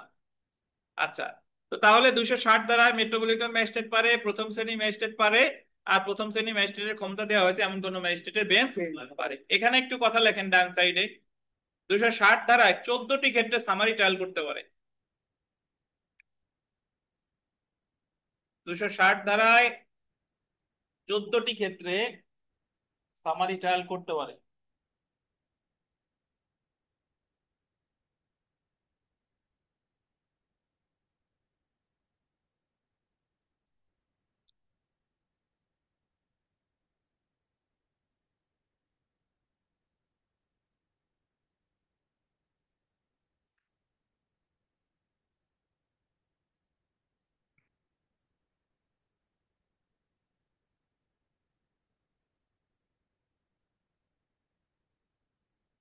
তো জেনে রাখা ভালো, দেখেন, সংক্ষিপ্ত বিচার পদ্ধতিতে কোনো অপরাধে কোনো অপরাধী হলে তাকে 2 বছরের অধিক মেয়াদে কারাদণ্ড দেওয়া যাবে না। অর্থাৎ সামারি ট্রায়ালে সর্বোচ্চ সাজা দেওয়া দিতে পারে কত? 2 বছর। অর্থাৎ সংক্ষিপ্ত বিচারের ক্ষেত্রে ম্যাজিস্ট্রেট সর্বোচ্চ 2 বছর কারাবাস দিতে পারে। এখন আপনারা নতুন নোটটা হাতে নেন।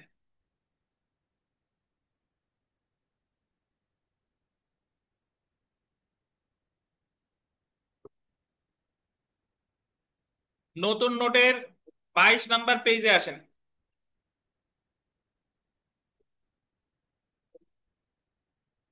22 নাম্বার পেজে মাঝামাঝিতে আসেন, 414 ধারা।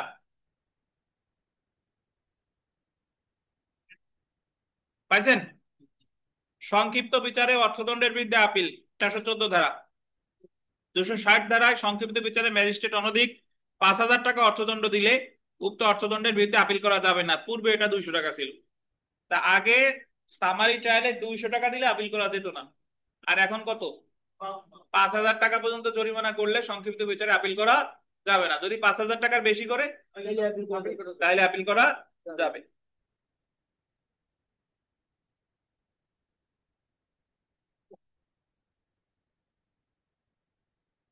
আবার আইন পাঠে ফেরত আসেন।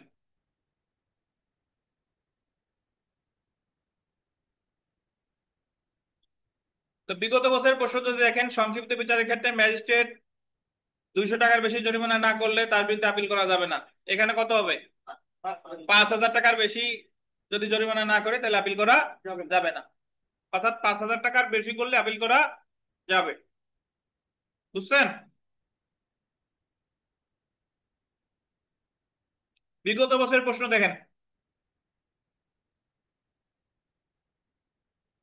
পেনাল কোড 1860-এর কোন ধারায় অপরাধের ক্ষেত্রে সংক্ষিপ্ত পদ্ধতিতে বিচার করা যাবে না?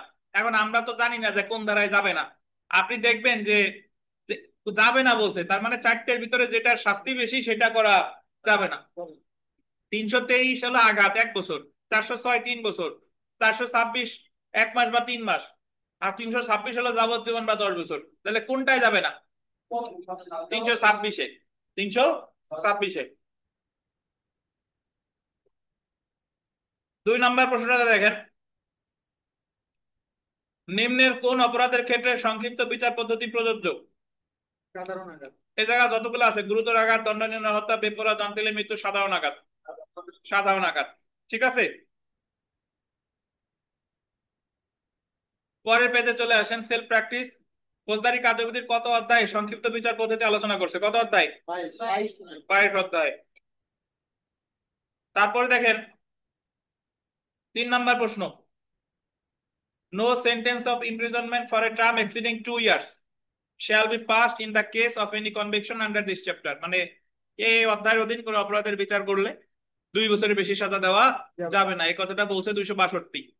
262। 8 নম্বর প্রশ্নটা দেখেন। 8 নম্বর, সরকার ফৌজদারি কার্যবিধির কত ধারার অধীন দ্বিতীয় বা তৃতীয় শ্রেণীর ম্যাজিস্ট্রেটের এখতিয়ার প্রদত্ত হয়েছে এমন কোন বেঞ্চকে সংক্ষিপ্ত পদ্ধতিতে বিচার করার ক্ষমতা দিতে পারে? নরমালি সামারি ট্রায়াল করে প্রথম শ্রেণীর ম্যাজিস্ট্রেট, বা দ্বিতীয় বা তৃতীয় শ্রেণীর ম্যাজিস্ট্রেটও সামারি ট্রায়াল করতে পারে। কত ধারায়? যদি সরকার তাদের ক্ষমতা দেয় 261। এখানে ব্র্যাকেটে লেখেন 4টি ক্ষেত্রে। ওখানে ছিল কয়টা ক্ষেত্রে? 14টা। প্রথম শ্রেণী ম্যাজিস্ট্রেট পারতো 14টা ক্ষেত্রে। আর দ্বিতীয় তৃতীয় শ্রেণী ম্যাজিস্ট্রেট কয়টা ক্ষেত্রে? 4টি ক্ষেত্রে।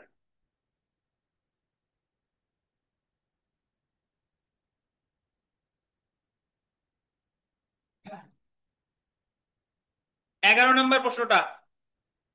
11 নম্বর প্রশ্ন আর আগে আমরা অ্যামেন্ডমেন্টের ওই পেজটায় চলে যান, ওই নোটটায় আসেন। ওই নোটটার আপনার 20 নম্বর পেজে আসেন, 20 নম্বর পেজের মাঝে।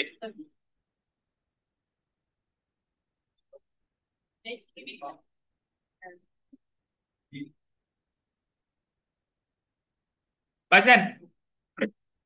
সংক্ষিপ্ত পদ্ধতিতে বিচার 260 আর 264 ক। Code of criminal procedure second amendment ordinance 2025 দ্বারা সংক্ষিপ্ত বিচার বা সামারি ট্রায়ালের ক্ষেত্রে বিশেষ পরিবর্তন আনা হয়েছে। 260 দ্বারা সংশোধনীর মাধ্যমে ম্যাজিস্ট্রেটের আর্থিক এখতিয়ার বাড়ানো হয়েছে। পূর্বে চুরি, আত্মসাৎ প্রভৃতি মামলার বিষয়বস্তুর মূল্যমান 10,000 টাকার হলে সেটা সামারি ট্রায়ালে বিচার করার এখতিয়ার ম্যাজিস্ট্রেটের ছিল। আগে চুরির মামলা যদি 10,000 টাকার কোনো বিষয়বস্তু হয় তাহলে সামারি ট্রায়াল করা যেত। বর্তমানে বৃদ্ধি করে 5 লাখ টাকা পর্যন্ত করা হয়েছে। অর্থাৎ আপনি যদি চুরির মামলা করেন এবং আপনার চুরিকৃত সম্পত্তির মূল্য যদি 5 লাখ টাকা পর্যন্ত হয় তাহলে সেটার বিচার হবে কোথায়? সামারি ট্রায়ালে। অর্থাৎ চুরি, আত্মসাৎ অপরাধের ক্ষেত্রে 5 লাখ টাকা পর্যন্ত মূল্যমানের বিষয়বস্তুর ক্ষেত্রে উহা সামারি ট্রায়ালে বিচার করার এখতিয়ার ম্যাজিস্ট্রেটের থাকবে। আগে ছিল কত? 10,000। এখন সেটা হয়েছে কত? 5 লাখ। অন্যদিকে দেখেন, অন্যদিকে code of criminal procedure second amendment ordinance 2025 দ্বারা আন্ডারলাইন করা 264 ক ধারা যুক্ত করার ফলে আদালতের এখতিয়ারভুক্ত যে কোনো স্থানে একই অধিবেশনে সেম সেশন আসামির বিরুদ্ধে চার্জ গঠন, সাক্ষ্য গ্রহণ, 242 ধারায় অভিযুক্তের জবানবন্দি গ্রহণ এবং রায় ঘোষণা করা সম্ভব হবে। মানে নরমালি তো অন্যান্য বিচার অবস্থায় আগে চার্জ গঠনে একদিন, সাক্ষ্য গ্রহণ করতে বেশ কয়েকদিন, 342 একদিন, সাফাই সাক্ষী আর একদিন, যুক্তি তর্ক আর একদিন, তারপরে গিয়ে রায়। কিন্তু সামারি ট্রায়ালে সব কিছু একদিনে, T20 মতো, T20 খেলা, সাথে সাথে দিয়ে রায় ঘোষণা করা যাবে। এই বিধানের ফলে বিচারিক ম্যাজিস্ট্রেটগণ ঘটনাস্থলে গিয়ে সরাসরি বিচার সম্পন্ন করতে পারবেন এবং এই ক্ষেত্রে বিচারিক ম্যাজিস্ট্রেটগণ ভ্রাম্যমাণ সামারি ট্রায়াল কোর্টের ন্যায় কার্য করবেন। কিসের ন্যায়? ভ্রাম্যমাণ সামারি ট্রায়াল। আইন পাঠে ফেরত আসি।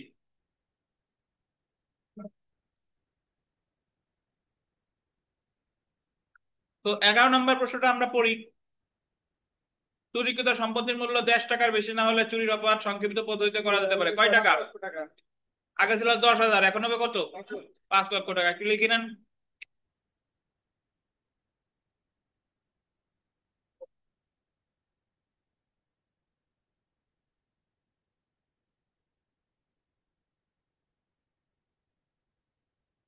তারপরে দেখেন,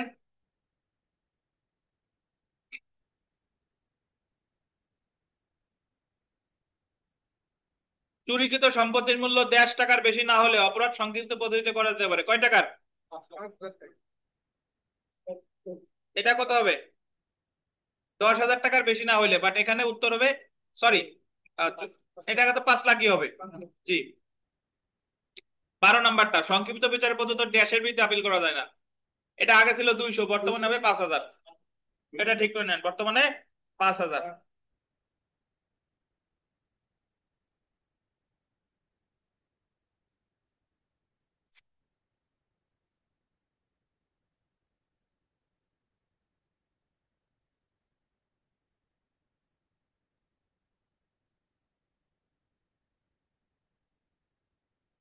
বুঝতে পারছেন? তাহলে এখানে সামারি ট্রায়ালের ক্ষেত্রে বর্তমানে আগে ছিল চুরির সম্পত্তির মূল্য কত টাকা হলে? 10,000 টাকা। 10,000, এখন সেটা 5 লাখ। আর সামারি ট্রায়ালে আগে 200 টাকা জরিমানা করলে আপিল করা যেত না, এখন সেটা কত? 5,000। এই দুইটা বিবিআই, এই দুইটা মনে রাখেন। অব্যাহতি খালাস মুক্তি, অব্যাহতি খালাস মুক্তি আমি একটু আপনাদের কাছে জিজ্ঞাসা করি যে অব্যাহতি খালাস মুক্তি আসলে কাকে বলে। আগে আমারে বলেন যে বুঝেন নাই কে কে অব্যাহতি খালাস মুক্তি, কে কে বুঝেন নাই। আমি বলে দিই, এখন পর্যন্ত আমরা মুক্তি এক জায়গায় পাইছি 249 দ্বারা, আর কোথাও মুক্তি পাই নাই। অব্যাহতি পাইছি কোথায় কোথায়? পুলিশ রিপোর্টের ভিত্তিতে অব্যাহতি দেয় 202(2)। তারপরে ম্যাজিস্ট্রেট আদালত চার্জ গঠনের আগে অব্যাহতি দেয় 241(খ)। দায়ের আদালত অব্যাহতি দেয় 265(ক)। আর পিপি চার্জ গঠনের আগে প্রত্যাহার করলে অব্যাহতি দেয় 494(ক)। বুঝছেন? এই 4 জায়গা আছে অব্যাহতি। খালাস আমরা কোথায় কোথায় পাইছি? সবার প্রথমে যদি বলি, খালাস পাইছি 245, ম্যাজিস্ট্রেট আদালত বিচার শেষে খালাস 245। নালিশকারী অনুপস্থিতির কারণে খালাস 247, মামলা প্রত্যাহার করলে খালাস 248। দায়রা আদালত 265 জতে খালাস, টতে খালাস। ঠিক আছে। আর পিপি যদি আপনার ওই চার্জ গঠনের পরে প্রত্যাহার করে তাইলে খালাস। এছাড়া ম্যাজিস্ট্রেট আদালতে নালিশকারী অনুপস্থিত থাকলে খালাস 247। মামলা ম্যাজিস্ট্রেট আদালতে সিআর মামলা প্রত্যাহার করলে খালাস 248। এখন পর্যন্ত এইসব জায়গায় আমরা পাইছি, বাট সামনে আরো অনেক জায়গায় আমরা পাবো। আর মুক্তি এখন পর্যন্ত এক জায়গায় পাইছি, সেটা হলো কত? 249। বুঝছেন? তাহলে আপনারা আমাকে একটু বলেন যে অব্যাহতি খালাস এবং মুক্তির মধ্যে আপনারা কোনো পার্থক্য পান কিনা, নাকি সব একই মনে হয়? আছে? পীযূষ কি বলে, আছে আছে স্যার। কিনা? জি স্যার, আছে। জি। আর মুক্তি? মামলার কার্যক্রম স্থগিত রেখে মুক্তি দিকে।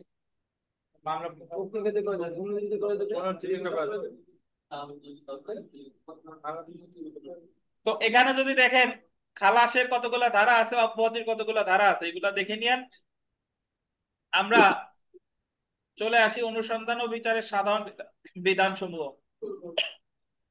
তো কোনো প্রশ্ন থাকলে করতে পারেন, আর না হলে আমরা অনুসন্ধান এবং বিচারের সাধারণ বিধান সমূহ এখানে চলে আসবো।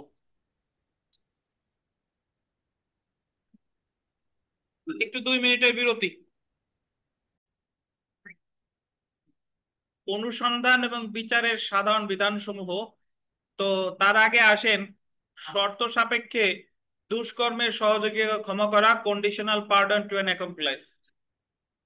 তো এই সম্পর্কে আলোচনা করছে 337 থেকে 339 ক। তো দুষ্কর্মের সহযোগী কাকে বলে কিছুদিন আগে আমরা সাক্ষ্য আইন শেষ করেছি, বা এই ব্যাচে সাক্ষ্য আইন আরো সামনে পাবেন। অনেকে আবার ভাইবেন না যে সাক্ষ্য আইন শেষ বা।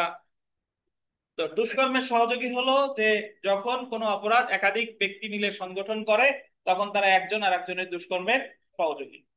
তো সাধারণত যখন কোনো অপরাধ সংঘটিত হয় এই এই এই বিষয়ে যদি মামলা হয়, মামলা প্রমাণের দায়িত্ব রাষ্ট্রপক্ষের, মানে যে মামলা করবে তাকেই প্রমাণ করতে হবে।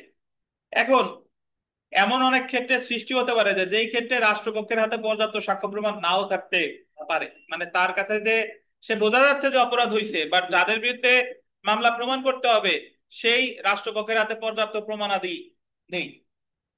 তো তখন আসামিরে কাউরে প্রস্তাব দেয় যে তুমি তুমি যা যা করছো প্লাস তোমার সঙ্গী সাথীরা যা যা করছে এটা তুমি যদি স্বীকার করো তাহলে তোমারে আমরা ক্ষমা করে দিব আর তাদেরকে শাস্তি দিব। এই যে যে যারে প্রস্তাব দিল এর বলে রাজসাক্ষী, অ্যাপ্রুভার।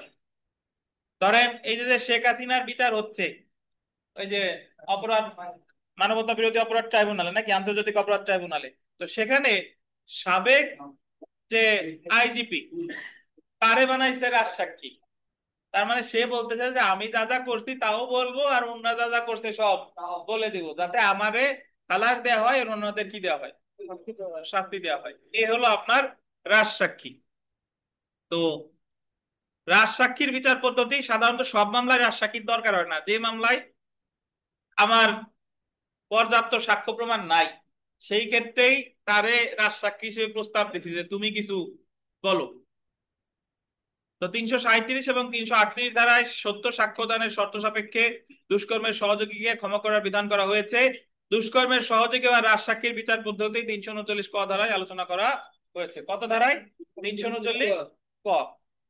অপরাধের সহযোগীকে বা দুষ্কর্মের সহযোগীকে এই শর্তে ক্ষমা করা হয় যে সে অপরাধ সম্পর্কে তার জানা সম্পূর্ণ বা সত্য ঘটনা সমূহ প্রকাশ করবে। তারে বলতে যে তুমি যদি বলো তাহলে তুমি তোমারে ক্ষমা করা হবে, বাট তুমি যা যা জানো সবকিছু তোমার প্রকাশ করতে হবে।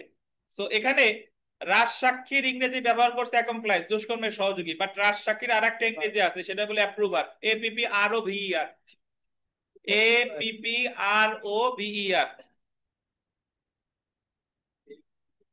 APPROVER।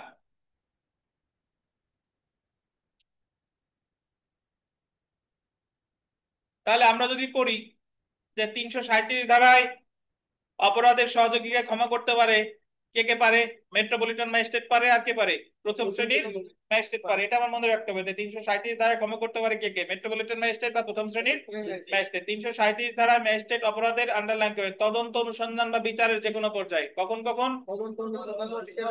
তদন্ত অনুসন্ধান বা বিচারের যে কোনো পর্যায়ে সাক্ষ্য প্রমাণ প্রাপ্তির জন্য অপরাধের সহযোগীকে এই শর্তে ক্ষমা করতে পারে যে উক্ত সহযোগী অপরাধ সম্পর্কিত তার জানা সম্পূর্ণ এবং সত্য ঘটনার সমূহ প্রকাশ করবে। আমার এই জায়গা যেটা মনে রাখতে হবে যে 337 ধারায় ক্ষমা করে মেট্রোপলিটন ম্যাজিস্ট্রেট বা প্রথম শ্রেণীর ম্যাজিস্ট্রেট। কখন করে? তদন্ত অনুসন্ধান বা বিচারের যে কোনো পর্যায়ে। এতটুকু মনে রাখলেই হবে। তারপরে দেখেন 338 ধারায় যে দায়রা আদালত মামলার বিচার করেছে সেই দায়রা আদালত অপরাধের সহযোগীকে ক্ষমা করতে পারে বা ক্ষমা করার নির্দেশ দিতে পারে। তাহলে 37-এ পারলো মেট্রোপলিটন ম্যাজিস্ট্রেট বা প্রথম শ্রেণীর ম্যাজিস্ট্রেট, আর 38-এ পারতেছে কে? দায়রা আদালত বা আন্ডারলাইন করে চিফ জুডিশিয়াল ম্যাজিস্ট্রেট বা চিফ মেট্রোপলিটন ম্যাজিস্ট্রেট অপরাধীর সহযোগীরা ক্ষমা করতে পারে। তাহলে সিজেএম বা সিএমএম ইনরা ক্ষমা করতে পারে কত ধারায়? 338 ধারা। 338 ধারা অনুসারে অপরাধের সহযোগীকে ক্ষমা করতে পারে গোল দিবেন রায় প্রদানের পূর্বে যে কোনো সময়, at any time before the judgement is passed. রায় ঘোষণার পূর্বে কি? যে কোনো সময়। তো 37-এ বলছে তদন্ত অনুসন্ধান বা বিচারের যে কোনো পর্যায়ে, আর এটা বলছে রায় প্রদানের পূর্বে যে কোনো সময়। এখন যদি বলেন স্যার দুইটার পার্থক্য কেন? পার্থক্য হলো এই, দায়রা আদালতে কিন্তু কোনো মামলা অনুসন্ধান পর্যায়ে থাকে না। তো দায়রা আদালতের ক্ষেত্রে রায় প্রদানের পূর্বে যে কোনো সময়, আর অন্যান্য ক্ষেত্রে 37-এ তদন্ত অনুসন্ধান বা বিচারের যে কোনো পর্যায়ে। জেনে রাখা ভালো। দেখেন যে সহযোগীকে যে সকল শর্তে ক্ষমা করা হয়েছে পাবলিক প্রসিকিউটর যদি মত প্রকাশ করে যে উক্ত ব্যক্তি ক্ষমার শর্তসমূহ পালন করেনি তখন আদালত উক্ত অপরাধীর বিচার করতে পারে। 339 মানে এই যে আব্দুল্লাহ আল বাকি উনি যে রাজসাক্ষী হলো, উনি তো ওনার পেটের ভিতর যা যা আছে সব করলো। ওই জায়গার যে পিপি সাহেব তাজুল সাহেব তিনি যদি বলে যে না ইনি ঠিকঠাক মতো প্রকাশ করে নাই, তাহলে ওনার বিচার আবার আসামি হিসেবে আবার শুরু হবে। বুঝছেন? তাহলে রাজ সাক্ষীর সব সময় একটা মানে ঝুঁকিপূর্ণ কাজ আর কি, মানে আপনি বলার পরেও যদি মনে করে যে না ঠিকঠাক ভাবে আপনি সত্য প্রকাশ করেন নাই, তাহলে আবার সব যা বললেন তা তো জানলই, আবার আপনার বিচারও শুরু হবে। তাহলে পিপি মত প্রকাশ করে কত ধারায়? 339 ধারায়। এরপরে আসেন, দুষ্কর্মের সহযোগীকে বিচারের সময় বিচারিক আদালত দুষ্কর্মের সহযোগীকে প্রশ্ন করবে যে তাকে যে শর্তে ক্ষমা করা হয়েছে সেই সকল শর্তসমূহ পালন করেছে কিনা। আদালত জিজ্ঞেস করতেছে যে আপনারা যে সকল শর্তসমূহ ক্ষমা করা হয়েছে আপনি সেগুলো পালন করতেন কিনা। যদি সে দাবি করে সেই উক্ত শর্তসমূহ প্রতিপালন করেছে, তখন আদালত রায়ের পূর্বে নির্ধারণ করবে যে আসামি ক্ষমার শর্তসমূহ মান্য করেছে কিনা। বা আদালত যদি মনে করে যে আসামি উক্ত শর্তসমূহ মান্য করেছে, তাহলে আদালত আসামিকে 339(গ)(2) ধারায় খালাস দিতে পারে। তাহলে আমরা আরো একটা খালাস পেলাম 339(ক)(তে।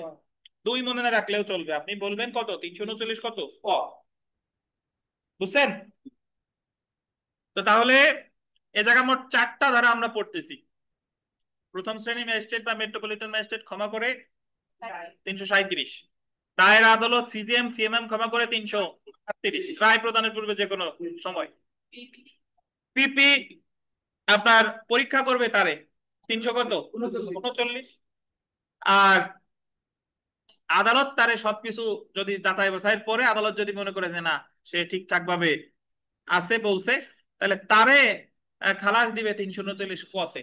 339(ক)(তে যদি বলে যে রাজ সাক্ষীরে খালাস দিবে কত ধারায়? 339(ক)(তে। বাংলাদেশের ইতিহাসে খুব বেশি, বাংলাদেশের বিচারের ইতিহাসে খুব বেশি রাজ সাক্ষীর বিধান নাই, হাতে গোনা কয়েকটি মামলায় হয়েছে। সর্বশেষ যে মামলায় হয়েছিল সেটা হলো এরশাদ শিকদারের মামলা। খুলনার একজন কুখ্যাত সন্ত্রাসী নাকি এরশাদ শিকদার, সে বিভিন্ন জায়গায় হত্যাকাণ্ড টান্ডকাণ্ড করছে, ভৈরব নদীতে অনেক হত্যা করছে, এই সেই করছে। বাট তার যে আহ ব্যক্তিগত মানে আত্মরক্ষার্থে যে নিয়োজিত ব্যক্তি বা তার যে পার্সোনাল, তারে রাজসাক্ষী করছিল যে তোমারে ছেড়ে দিব, কিন্তু তুমি এরশাদ শিকদার সম্পর্কে যা যা জানো সবকিছু প্রকাশ করো, তুমি সাথে থাকা অবস্থায় যা যা জানো। আর এই যে আর একটা মামলা দেখা যাচ্ছে শেখ হাসিনার বিচারের ক্ষেত্রে, তো এখন সে বললেই যে সবকিছু বিশ্বাস করবে বিষয়টা তা না। আচ্ছা, তো সেলফ প্র্যাকটিসের আমরা যেটা মনে রাখবো, 5 নাম্বার প্রশ্নটা বিবিআই, 5 নাম্বার প্রশ্নটা এটা আমরা ভিতরে পড়ি নাই, বাট এই প্রশ্নটা বিবিআই। মেট্রোপলিটন ম্যাজিস্ট্রেট বা কোনো প্রথম শ্রেণীর ম্যাজিস্ট্রেট অপরাধের সহযোগীকে অপরাধটির তদন্ত অনুসন্ধান বা বিচারের যে কোনো পর্যায়ে ক্ষমা করতে পারে যদি অপরাধটি দায়ের আদালত কর্তৃক বিচারযোগ্য হয়, অপরাধটির শাস্তি 10 বছর পর্যন্ত কারাদণ্ড দণ্ডনীয় হয়, দণ্ডবিধি 211 ধারা অনুযায়ী অপরাধ যা 7 বছর পর্যন্ত হতে পারে। এই তিনটাই সঠিক। মানে মেট্রোপলিটন ম্যাজিস্ট্রেট বা প্রথম শ্রেণীর ম্যাজিস্ট্রেট ক্ষমা করতে পারে যদি ওই অপরাধটা বিচারযোগ্য হয় কোন আদালত কর্তৃক, দায়ের আদালত। অপরাধটির শাস্তি হবে কত 10 বছর পর্যন্ত, আর দণ্ডবিধি 211 ধারার অধীন যা শাস্তি কত 7 বছর। এই সকল অপরাধের ক্ষেত্রেই ক্ষমা করতে পারে। তাহলে চুরির মামলায় কিন্তু রাজসাক্ষী হবে না, বুঝছেন? কারণ চুরির মামলার শাস্তি মাত্র 3 বছর। আচ্ছা, তাও হতেও পারে যে 10 বছর পর্যন্ত কারাদণ্ডে দণ্ডনীয় অপরাধ। 6, 7 এগুলা গুরুত্বপূর্ণ। আমরা চলে আসি আসামির অনুপস্থিতিতে বিচার।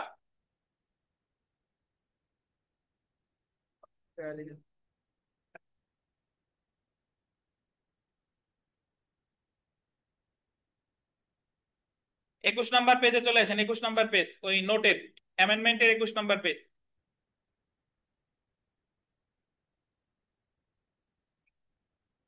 বিমল সাহেব এই অ্যামেন্ডমেন্ট পাইছেন? ঠিক আছে, আছেন ভালো?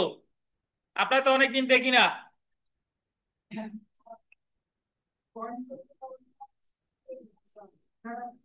আচ্ছা,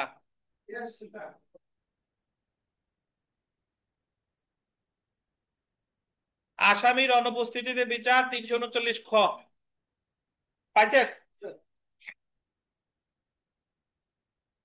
code of criminal procedure ordinance 2025 দ্বারা অভিযুক্ত ব্যক্তির অনুপস্থিতিতে বিচার সংক্রান্ত 339(খ) দ্বারা নিম্নলিখিত সংশোধন করা হয়েছে। মানে এই আসামির অনুপস্থিতিতে বিচার সংশোধন করছে। আগে শুনেন, আগের কথা বলি আমি, আগের কথা বলি, তারপরে এটা পড়লে দুইটা তুলনা করলে ভালো বুঝবেন। আগে ছিল হলো এরকম যে যার বিরুদ্ধে সিআরজিআর যে মামলাই হোক না কেন আসামিরে জীবনও গ্রেফতার করা যায় নাই, বা নিজে এসেও কোনোদিন জামিন নেয় নাই। এখন তার জন্য তো মামলা আজীবন ওই অনুসন্ধান পর্যায়ে থাকবে না, মামলাটা চার্জ গঠন করে বিচার শুরু করতে হবে। তাহলে তারে আগে দিত 87 ধারায় হুলিয়া, মনে আছে কিনা, প্রোক্লেমেশন। তিনটি উপায় জারি করা যায়: ঘোষণা করে, লটকাইয়া, কোর্টে লটকাইয়া। হুলিয়ার পরে হতো ক্রোক, 88 ধারা। হুলিয়া জারি করছে, ক্রোক করছে, তারপরেও যদি সে না আসে, তখন তার সর্বশেষ সুযোগ দিত 339B-তে। যে দেখা দুইটা বহুল প্রচারিত বাংলা জাতীয় দৈনিকে বিজ্ঞপ্তি দিত যে ফেরদৌস সরকার অমুক তারিখে আপনার প্রতি হুলিয়া জারি করছে, অমুক তারিখে সম্পত্তি ক্রোক করতে, আপনি আসেন নাই, সর্বশেষ এতদিনের সময় দেওয়া হলো, এই সময়ের মধ্যেও যদি আপনি না আসেন তাহলে আপনার অনুপস্থিতিতে বিচার শুরু হবে। আপনারা কোর্টে বলেন যে নিউজ পেপার বিজ্ঞপ্তি দিয়েছে বা পেপার বিজ্ঞপ্তি দিয়েছে, এই সেই 339B, বুঝছেন? হ্যাঁ। তো তাহলে এই বিধানটা আছে 339B-তে, 339B, এটার বলে trial in absentia. Trial in absentia. এখন দেখেন 2025 সালে সংশোধনীতে কি কি পরিবর্তন এসেছে, এটা আমরা একটু পড়ি, দেখেন।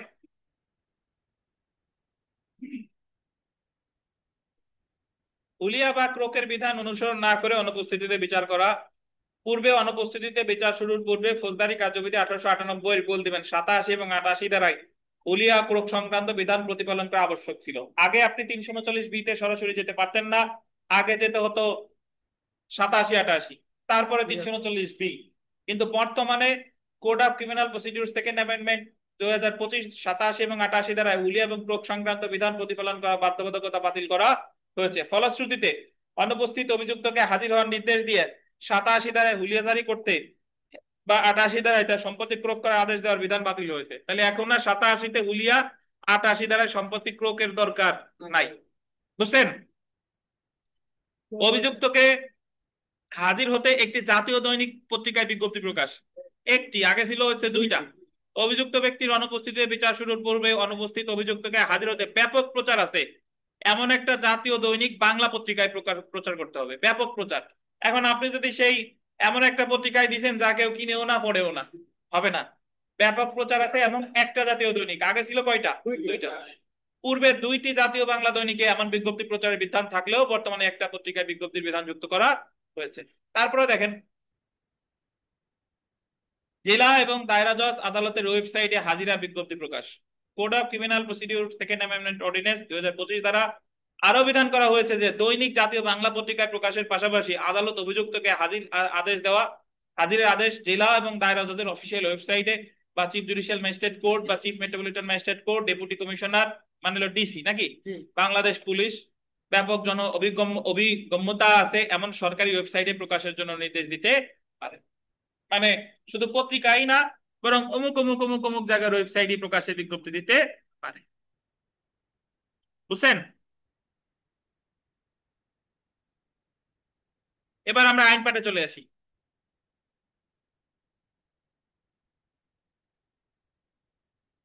তাহলে এই জায়গায় আমরা 339B-তে 87, 88 দ্বারা অনুসরণ করার দরকার নাই।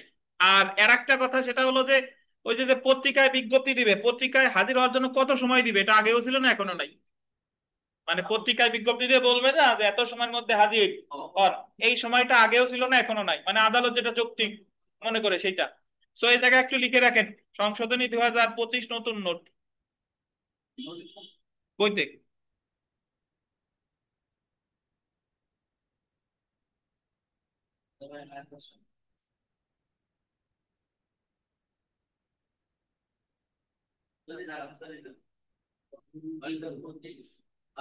লিখবেন যে নতুন নোট থেকে পড়তে হবে।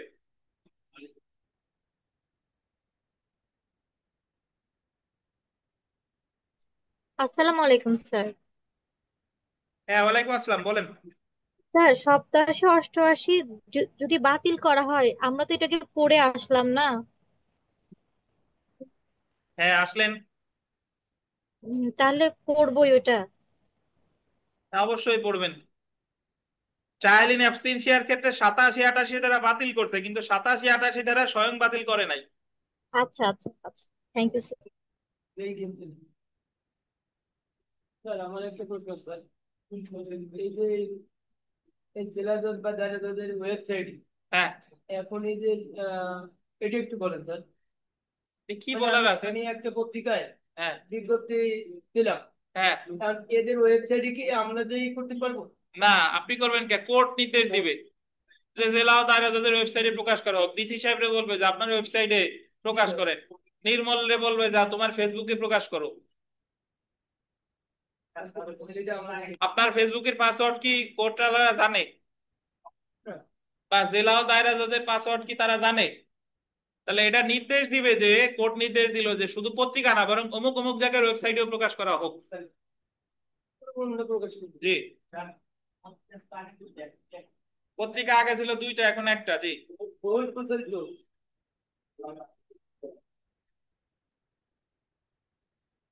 আচ্ছা। এখন দেখেন লাস্টে বিগত বছরের উপর প্রশ্নের উপরে একটা অংশ আছে, জামিনে মুক্তিপ্রাপ্ত আসামির অনুপস্থিতিতে বিচার। জামিনে মুক্তিপ্রাপ্ত আসামির অনুপস্থিতিতে বিচার। এখানে একটা কথা খুব সহজ, সেটা হলো যে ভাই, আপনি যদি জামিনে মুক্তি পান, তাহলে আর যদি না আসেন, আপনার ক্ষেত্রে এইগুলা অনুসরণ করা, পেপার কাট টাট এগুলা কোনো দরকার নাই। আপনি আসলে আসেন, না আসলে না আসেন, আপনার এমনিতেই ওই বিচার চলতে থাকবে। দেখেন, পলাতক আসামির অনুপস্থিতিতে বিচার করতে পত্রিকায় বিজ্ঞপ্তি প্রদানের বিধান নিম্নলিখিত ক্ষেত্রে অনুসরণ করা প্রয়োজনীয় না।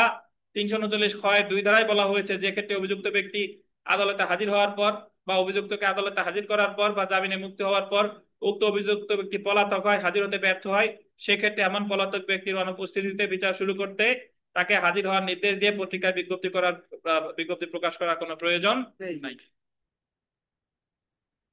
বিগত বছরের একটা প্রশ্ন দেখেন, আসামির অনুপস্থিতিতে বিচার সংক্রান্ত বিধানটি the code of criminal procedure কোন ধারায় আছে?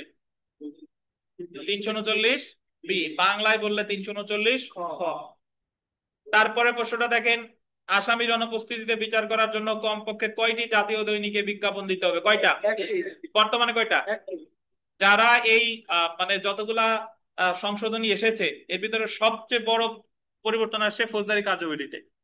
ফৌজদারি কার্যবিধিতে অনেক জায়গায় পরিবর্তন আসছে। সো এই পরিবর্তন যে সকল জায়গায় এসেছে, এবার পরীক্ষার জন্য কিন্তু গুরুত্বপূর্ণ। অনেকে আছে যে ফৌজদারি কার্যবিধি পড়ছে, বাট এই পরিবর্তন সংশোধনী সে জানে না, বাট এগুলো আপডেট করতে হবে। তাহলে আমরা 339(a) তে আছে রাজসাক্ষীরে খালাস, আর 339(b) তে আছে ট্রায়াল ইন অ্যাবসেন্সিয়া। এবার আমরা চলে আসি 339(c) বা 339(গ).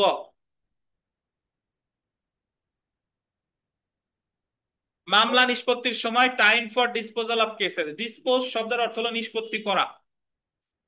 কি বলেন? নিষ্পত্তি করা। 339(গ) ধারা অনুসারে ম্যাজিস্ট্রেট কোন মামলার বিচার শেষ করবে, গোল দিবেন 180 দিনের মধ্যে, আর দায়ের আদালত করবে কতদিন? 60 দিনের। এটা মনে রাখতে হবে, ম্যাজিস্ট্রেট করবে 180 দিন আর দায়ের আদালত 360 দিন। মামলার বিচার নিষ্পত্তির এমন সময় আদালতের জন্য আদেশ সূচক, আদেশ সূচক কেটে লেখেন নির্দেশ সূচক, নির্দেশ সূচক লেখেন বা নির্দেশনামূলক।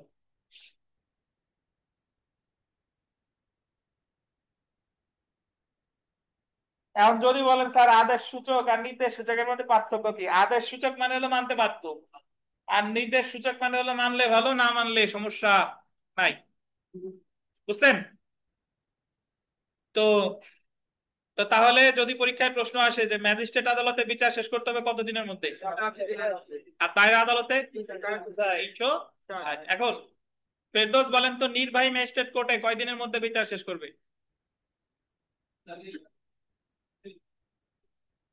হ্যাঁ, ওই যে 107, 144, 145।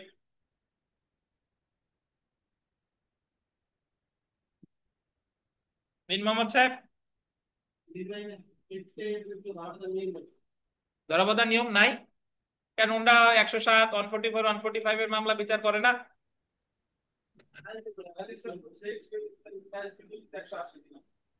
কতদিন একটা ইজমা কি আছে? আসেন, কয়জনে আলাপ আলোচনা করে বলেন যে কয়দিন হলে ভালো হয়?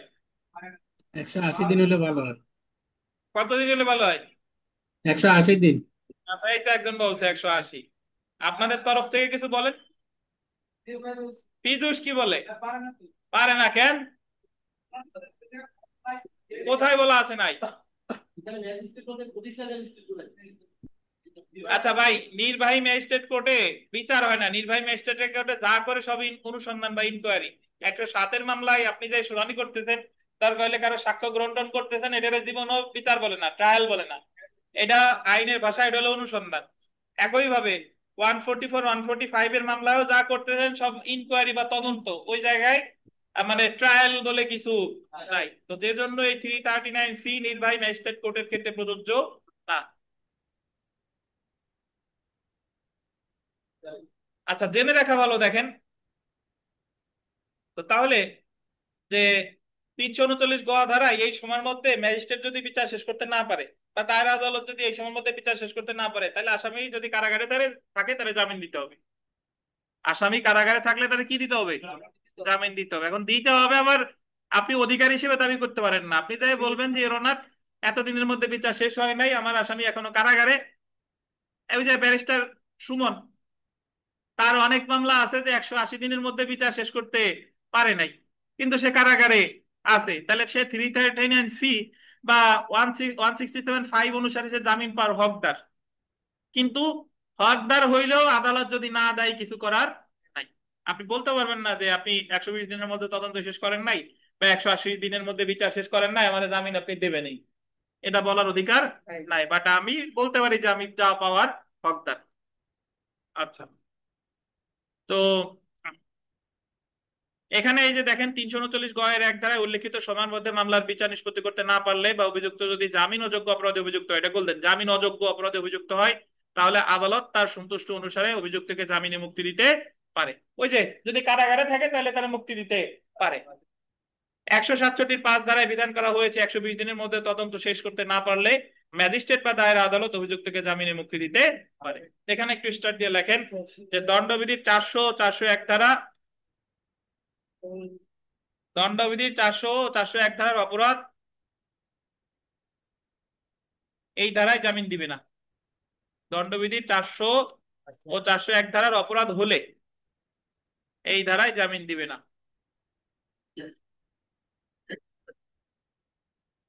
তামিল সাহেব ঘুমাচ্ছে, চোখ তো সেই লাল। চোখ লাল হয়েছে কে, ঘুমাতে পারেন নাই? আমাদের এই জায়গায় চোখ লাল পার্টি ছিল, চোখ লাল সেরেস্তা। 3 জনে লিখিত পরীক্ষা দিছে, আল্লাহ তাদের পাশ করায় দিক। চোখ লাল সেরেস্তা হলো, এক হলো রুবেল, শেখ রুবেল টুঙ্গিপাড়া, মাসুদ তারও চোখ লাল, রুবেলেরও চোখ লাল, আস্ত রিফাত ভাই তারও চোখ লাল, অ্যাডভোকেট ফয়সাল সিদ্দিকীর জুনিয়র 3 জন, 3 জনেরই চোখ লাল।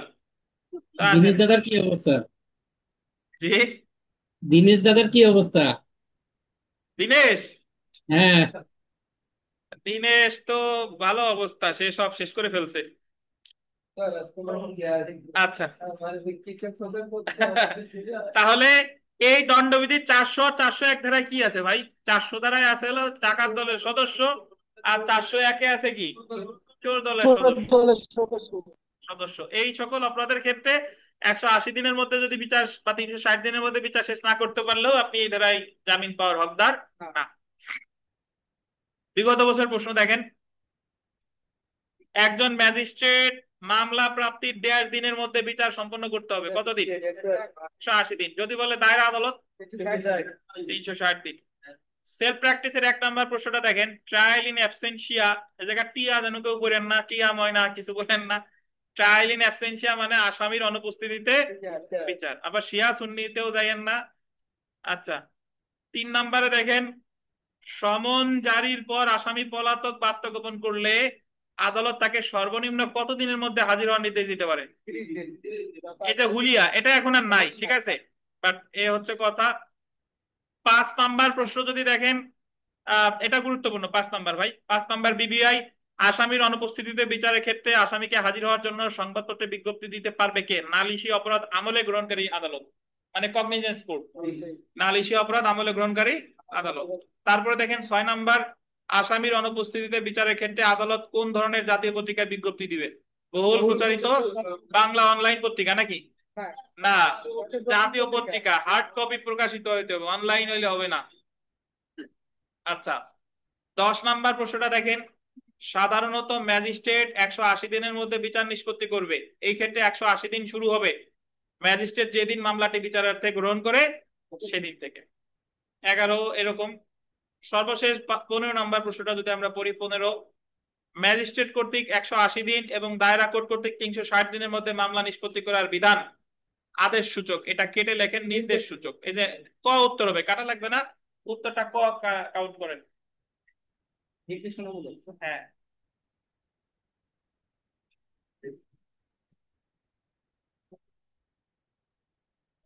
জান, আপনাদের আজকে ডিসকাউন্ট দেওয়া হলো, আজকে ছুটি, আজকে পরীক্ষাও নাই আর ক্লাসও নাই। আগামীকাল আসেন, আজকের পরীক্ষা আগামীকাল।